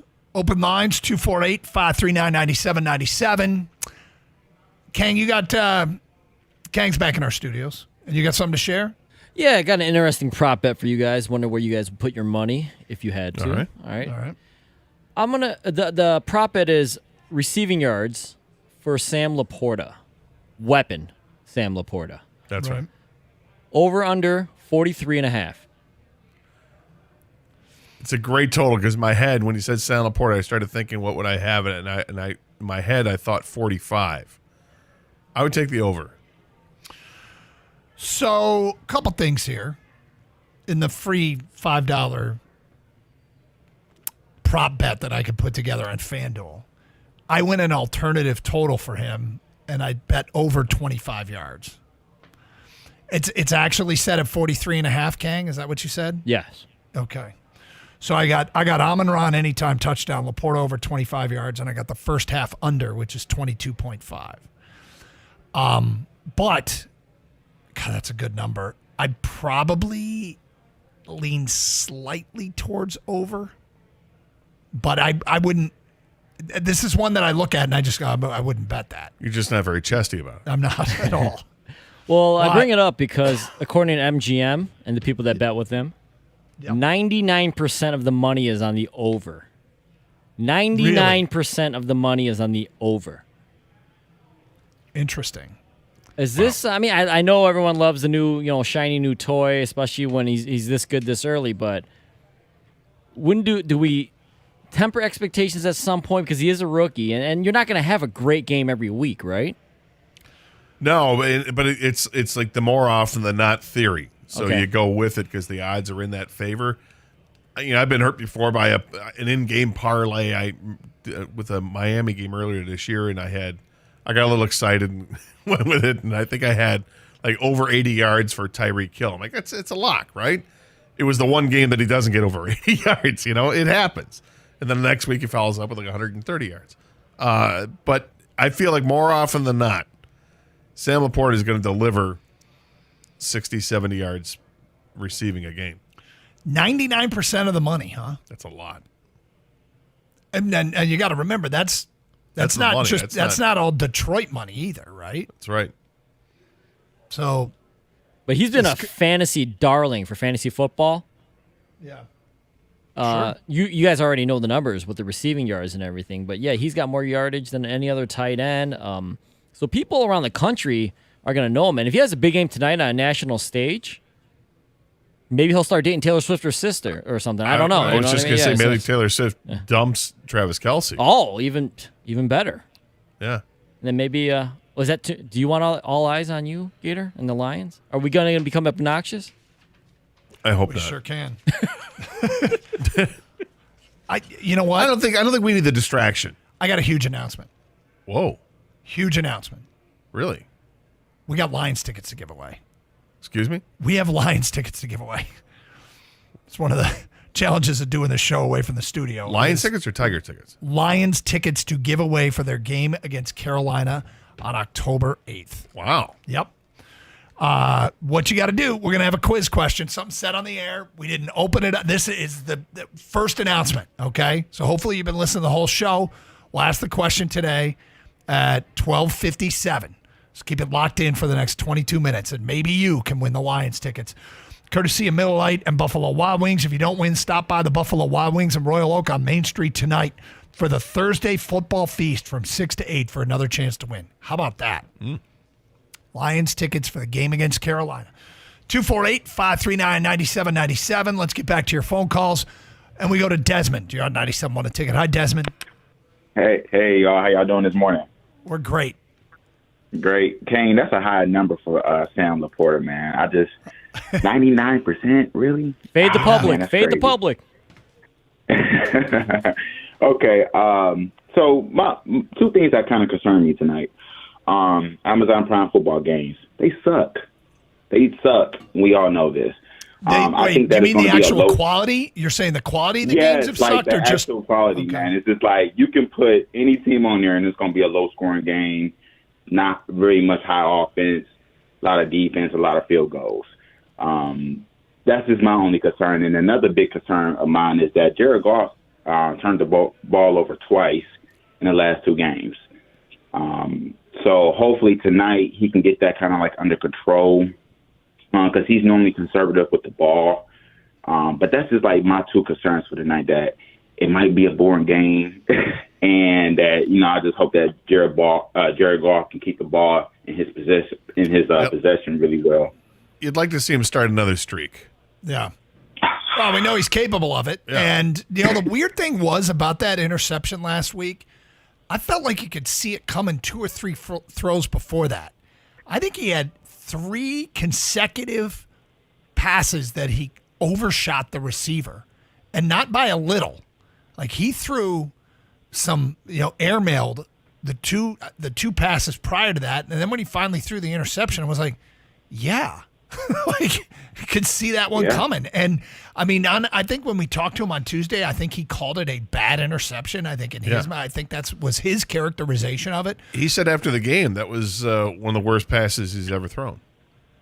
Crazy. Oh, man. Yeah. Well, I just hope that he can just hold on to the ball tonight. My biggest thing is the Lions have to attack Jordan Love, and we just have to dominate. We just have to dominate on Jordan Love. Romeo Dobbs, he's a really good receiver, so we got to check out for that. But I think the Lions win, man, and my score prediction would be 16-9. Lions. 16-9. That is low scoring. Yeah. Yeah. What number would make you feel comfortable with Laporta? Well, I'm just trying to think of an offensive number. Something happens on the offensive side that lets you know they won. And I'm going to throw a couple. Pick one thing. Yeah, that tells me. I'm going to throw a couple at you. 330 passing yards versus 35 rushes. Yeah, 35 rushes. Yeah. The number one would be 0 turnovers, but 35 carries all day, every day. There's some ridiculous stat out there, but when you top 30 carries, the record of an NFL team is like a 95% winning percentage.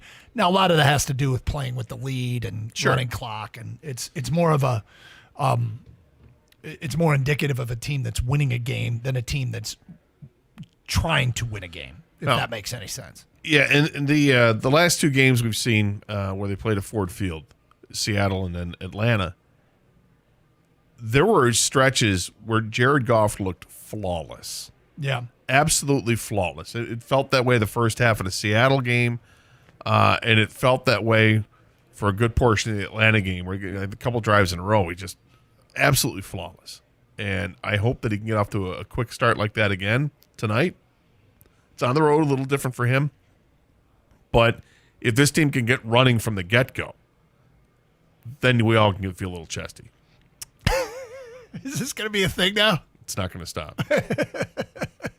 248-539-9797. Sean is next here on 97.1 The Ticket. Hi, Sean. Good afternoon, guys. I've been as a football viewer, I've been watching these things for a long time, these Sunday night games, Thursday night games, and I've seen so many guys wreck the game and just take over. And I need it. I need it one of these games, and tonight would be a great spot for Aiden to become a TJ Watt, to become a Myles Garrett, to, one of these guys that just takes a game on the biggest stage, and I'm just waiting for it. I just need him to be that guy, and that makes our team go from a very good football team to an elite football team if he ever becomes that. And this would be just such a great spot for 6 tackles for losses, a strip sack.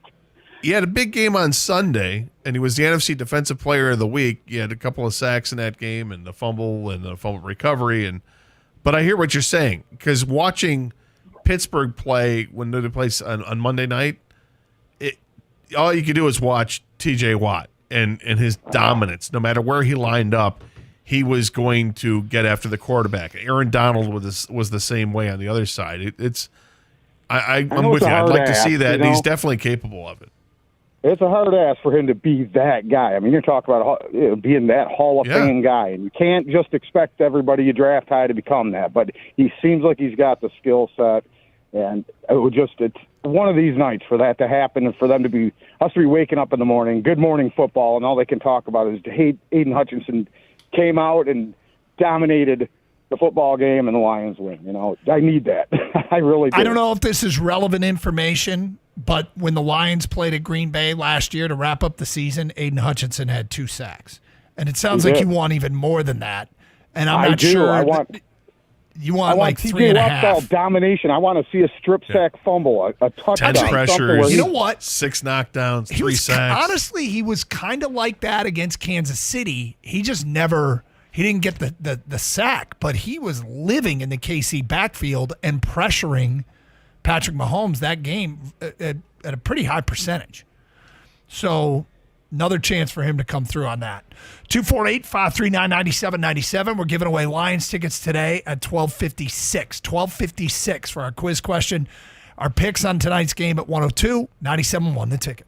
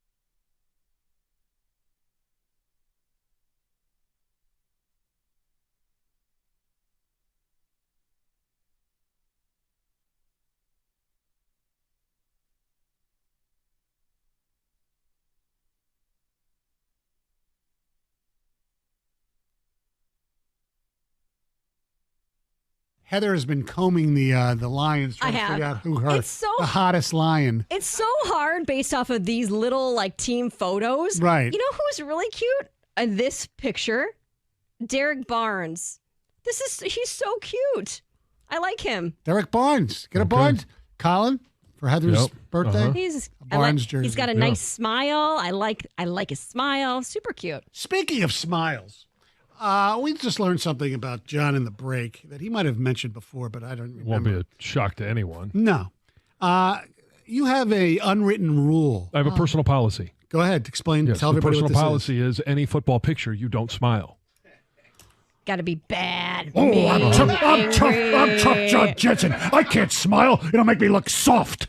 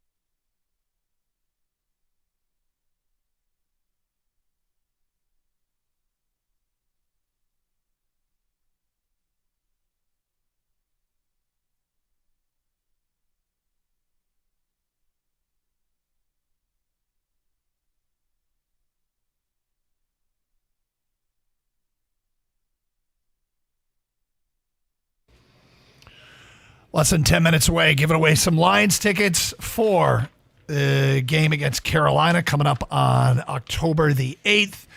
If you don't win, you can stop by the Buffalo Wild Wings in Royal Oak on Main Street tonight for Thursday Night Football Feast from 6 to 8 and another chance to win. These tickets were given away courtesy of Miller Lite and Buffalo Wild Wings. 248-539-9797. Phone calls, feedback. Carson Anderson. Let's go to... we got another Martin. We got Martin on 97.1 the ticket. What's up, Martin? Boys, how we doing? We're great, Martin. Listen, and this may be just me. This may be a lot of people. But I was so high up on the Lions. When they lost to Seattle, I lost the buzz. And until they can win this game tonight, my faith in the Lions is not going to sit right. I was high. I was 13-4. We're going all the way. But to lose to Seattle, it felt like it took it's like knowing you're getting divorced or you're breaking up with the hottest girl in school, and you're just like, damn, I had it all at once, and now it's gone. Martin, and this is what it feels like. This is not like you. I know, but you know that every time we've talked to you, I felt blood. like you. Every time I've talked to you, I felt I know, like but you guys got to understand where you're we're a guy. coming from. You've got supreme confidence and conviction in what you have to say. First time. When we lost to Seattle, it killed my buzz, guys. Like, I was drunk, and I'm talking to the hottest girls, and all of a sudden, the hot one said, yeah, we're good. So that's how I feel. The Lions just broke my heart. So who'd you talk to on Sunday? Against Seattle. Huh? You went? Didn't you go back to the bar on Sunday and find a nice young woman to talk to? They won the game that I thought they should have won. Now you want to just get me back on this high horse that I was. I need you to beat Green Bay, and I don't know if they're going to win tonight. I really don't. I'm afraid that they might not win tonight, and if they win back, I'll be glad to call and be like, choo choo. But until they can prove us right, dude, I'm worried. So this is a game that reestablishes. You're looking to have credibility reestablished with a win tonight. Yes, I mean, don't you agree? When they lost to Seattle, kind of like it put a dagger. I held tight. I don't know if you heard the shows that week. I said, look, after 9 months, heard it all. I was just busy. I'm not moving off my conviction for one 60-minute football game. Okay, when you but if they lose to Seattle, but when you know that they're going to lose a game or two along the way that you didn't think they were going to lose. I get it. I get they're going to lose a game. They're going to lose a couple games they shouldn't lose. But when you beat Kansas City and the whole city's like on fire, and then they lose to Seattle, it was like, damn. And then when they won Sunday, I'm like, yeah, okay. Let's see if they win at Green Bay. Because they're off a 4-day rest. They're off of 4 days going back to play, and they got to beat Green Bay. You got to get control of this division. You go 2-2, lose to Green Bay, I'm telling you, man, everybody's going to be feeling like I was after week 2 when they lost to Seattle. I'm just saying. I could be wrong. Okay, well, let me ask you a question then. Truth. All right, then let's get right down to it. Give us a winner and a score tonight. Man, I'm going to go 17-14 Green Bay last second field goal. Oh, no. We've lost him, dog. Yeah, well, no, it's okay. No, Martin, I just feel like this is here's what I think the situation should be with you, okay? I understand the analogy, talking to the hot girl at the bar, you think you got this. I think Gator actually loves this analogy. I do. And then she's like, no thanks, right? And I said, you got to get back to the bar. And what happened? You were back at the bar on Sunday. Girl, and then you're disappointed. But no, it wasn't. Girl. Here's what you ended up having, okay? Oh, well, you got like Rachel Lee Cook in the movie She's All That with Freddie Prinze Jr., right? It was one of these ugly duckling type movies.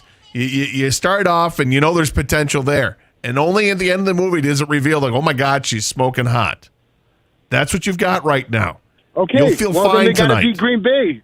They got to beat Green Bay, Doug, or Gator. If they beat Green Bay, I'll be back celebrating, calling, and getting you the old Martin that wasn't before week 1 started. But if they lose to Green Bay, there's going to be a lot of heartbreaking people in your city. I'm telling you, it's going to be like, until they can prove it to us, I'm not believing. That's just you know what? You're just uncomfortable being on this side. I get it. He's cautious. Yeah, he's cautious. Well, he's been hurt before. Yep.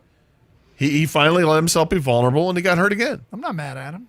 He can feel however he wants. I think it's going to be a rough ride for Martin because the truth is they're going to lose quite a few games this year, even if you're good. I mean, 16-1 is not likely. No. It's still on the table. I just think it's going to be a rough ride where at some point during the season, I might see enough where I'll say I'm backing off the conviction that this is a good football team. But right now, I'm sticking with the 11-7, which means there's going to be 6 more losses. They might be favored in some of those losses and find a way. In fact, I suspect they will. But I at some point you back off the conviction. 2 games in, 3 games in, to me, that feels like I didn't really have conviction to begin with. What am I doing? If I tell you all summer I really believe in this team, and then after a loss to Seattle, I back off, I can't do it. Now, it's my job, right? I'm not mad at Martin. Martin's a fan. He can do whatever he wants. I'm getting excited about the next few weeks who's coming back to this team. I mean, it starts tonight. Taylor Decker you do this, and Dave Montgomery. And I'm going to say, and they'll lose some more. Like they probably will. Yeah, I don't. They dealt with a bunch of injuries already, but I feel like we're getting maybe, if not tonight, for the next game against Carolina, that maybe they get back. Mosley's going to play. Maybe Mosley plays in that game. Kirby Joseph is probably back for that one, and you start to feel better. But like you said, yeah, there'll be other injuries for sure. But I think it's getting guys back and losing other guys that's the nature of the business. But the guys that are going to be getting back in the next few weeks should be guys that definitely help this team. 248-539-9797. We haven't even seen Mosley yet. No. Let's go to Walter. You're next on 97.1 A Ticket. Hi, Walter. Hey, guys. I wish you guys had asked Goff about this. Before he threw that interception, he got his bell rung. I think we had a penalty on first down, and I think it was 3 straight plays where they got to him and knocked him on the ground. After that, he did not throw a good pass. And, yeah, you saw that coming. So okay. I'm not worried about Goff as long as they can protect him. Well, I mean, that's a huge deal. And if they get Decker back, and it sounds like they have Decker back because they had to, Tom Pelissero had to go with a retraction after saying Decker was out, and now it looks like he's playing. That means Penei Sewell's back at his spot. Jonah Jackson's trending towards playing. They'll have 80% of the offensive line ready to go. Well, I'd like the idea of Penei Sewell going up against Rashawn Gary. It's a good matchup. As opposed to Rashawn Gary going up against Kobe Sorsdahl. Yes, I hear you. But it's a good point. I mean, he did take that big hit and then sailed a few passes. Now, if he was really stung, they probably wouldn't have him keep the ball on the quarterback keeper, the zone read. But certainly that might have impacted. You can't contain an athlete like that. Yeah, you call plays to his strength, right? Well, I mean, dual threat is dual threat. There's a reason it's called dual threat. True dual threat quarterback. Yeah. He's been miscast for most of his career. Yeah. But Ben Johnson, he saw. First 2 carries in that game for Jared Goff went for 6 yards and a touchdown. Okay? That's what I know. Yeah. I got to tell you, the first carry he had when he was stepping up in the pocket, looked like he was going to scramble. If he had just not gotten tripped up, might have gotten by like the 35-yard line, whatever it was that tripped him up. Yeah, he might have got 3 or 4 more yards. That's more. Yeah. Then you got to worry about, is he tired? You got to take him out after a run like that. But it's like, because he was gassed after his touchdown run, he couldn't even jump into the stands. Some guys that you don't know if they're fleet of foot or not, you expect that they're not. When they take off and run, you're like, oh, there's a little something I didn't expect. Like, Matt Stafford still has that. Like, he takes off and runs with a purpose. Like, oh, there's that. Even though he's not fast and he's not terribly mobile. Watching Goff, I don't know if there are many more quarterbacks in the league that are less mobile. No, he's not. Than Jared Goff. But he's mobile enough to maneuver through the pocket to get that extra second to throw the football. Without but question, running downfield, not so much. There's a skill set of keeping your eyes downfield and moving around in the pocket, and you don't have to be fast to do that. Not everybody can do it, and he's not bad at it. He's pretty good at it. So, all right, let's give away these Lions tickets. Our question, first one with the correct answer, 248-539-9797, to the following question. We had a caller earlier that was driving to Green Bay. He told us the approximate vicinity he was in on the drive. We asked him, are you near this Michigan city? And he was. Okay? What was that city? Not where Gator said, oh, when you get north of this place, the leaves are beautiful. We asked him specifically if he was near this Michigan city, and he said he was. And he said it was beautiful. But I don't want to confuse people. It's not where you brought up the leaves. It's not what I said. What city did we ask him? First one, the correct answer at 248-539-9797. You got a pair of Lions tickets to the game against Carolina coming up a week from this Sunday. If you don't win, stop by Buffalo Wild Wings in Royal Oak on Main Street tonight for the Thursday football feast from 6 to 8 and another chance to win. Tickets courtesy of Miller Lite and Buffalo Wild Wings. Loser chooser next, 97.1 the ticket.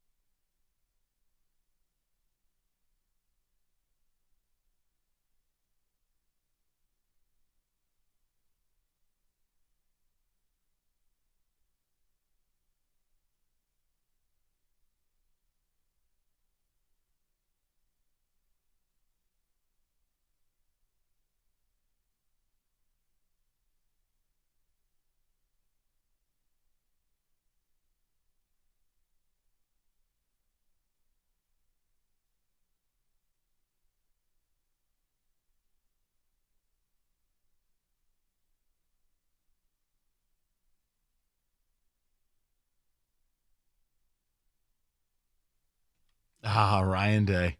Never change, buddy. Great radio fodder. We're doing Lions, but I'm gonna mix this in. It's important. So, without anybody's feelings getting hurt, let's just have an honest conversation for a second. Let's establish things that we know to be true. I don't value the preseason polls because they're based on nothing. They're based on bias. I don't respect the early season polls, and I don't once again this year, because apparently you just doesn't matter who you play. Well, Georgia won it last year, so they're number one. Are they? Well, Michigan hasn't lost. Right, who'd you play? So I wanted to do something. Because I could make fun of the clown car in East Lansing. That's who cares? Easy. That car's off the side of the road. It is. And waiting on AAA. My whole question is this. If you're a Michigan fan, can you call in and make a good faith case as that you deserve to be ranked number 2 in America right now?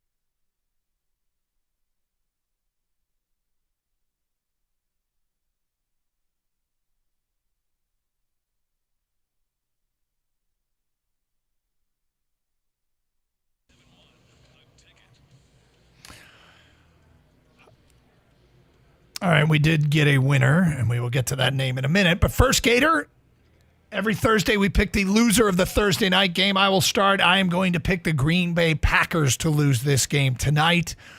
Something like in the ballpark of... I don't even think of him as a rookie anymore. 26. Like, to me, he's a 5-year veteran. 10 to 26.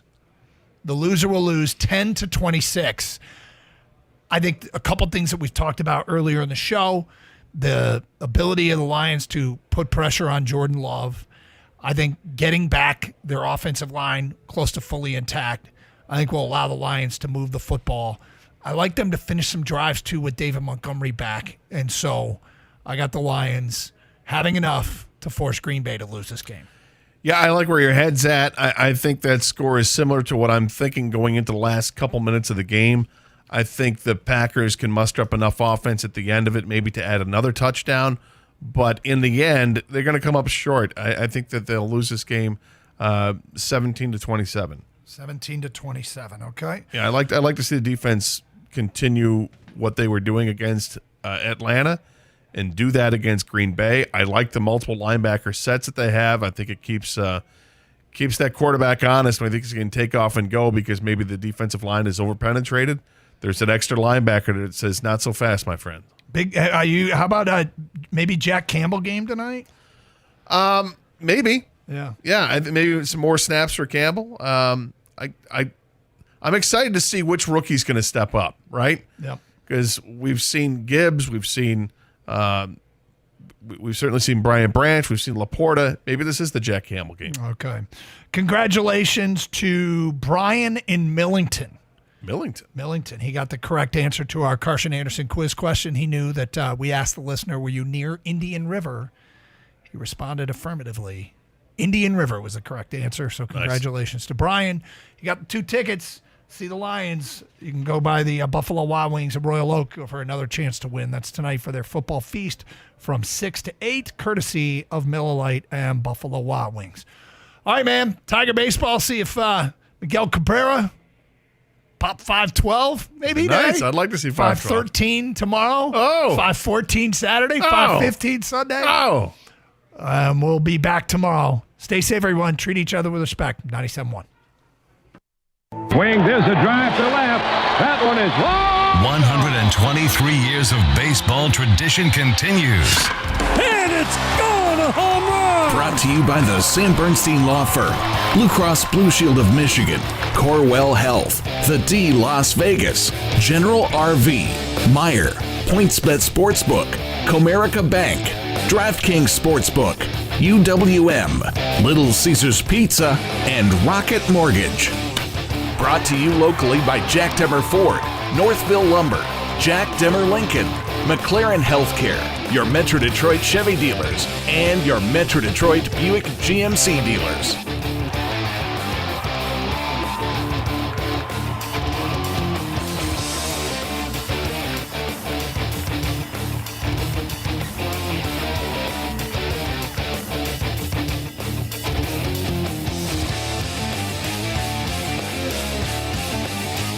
It's time to play ball with the call of the game from the Metro Detroit Buick GMC dealers broadcast booth at Comerica Park. The following is a presentation of Odyssey Sports. For even more coverage of your team, download the free Odyssey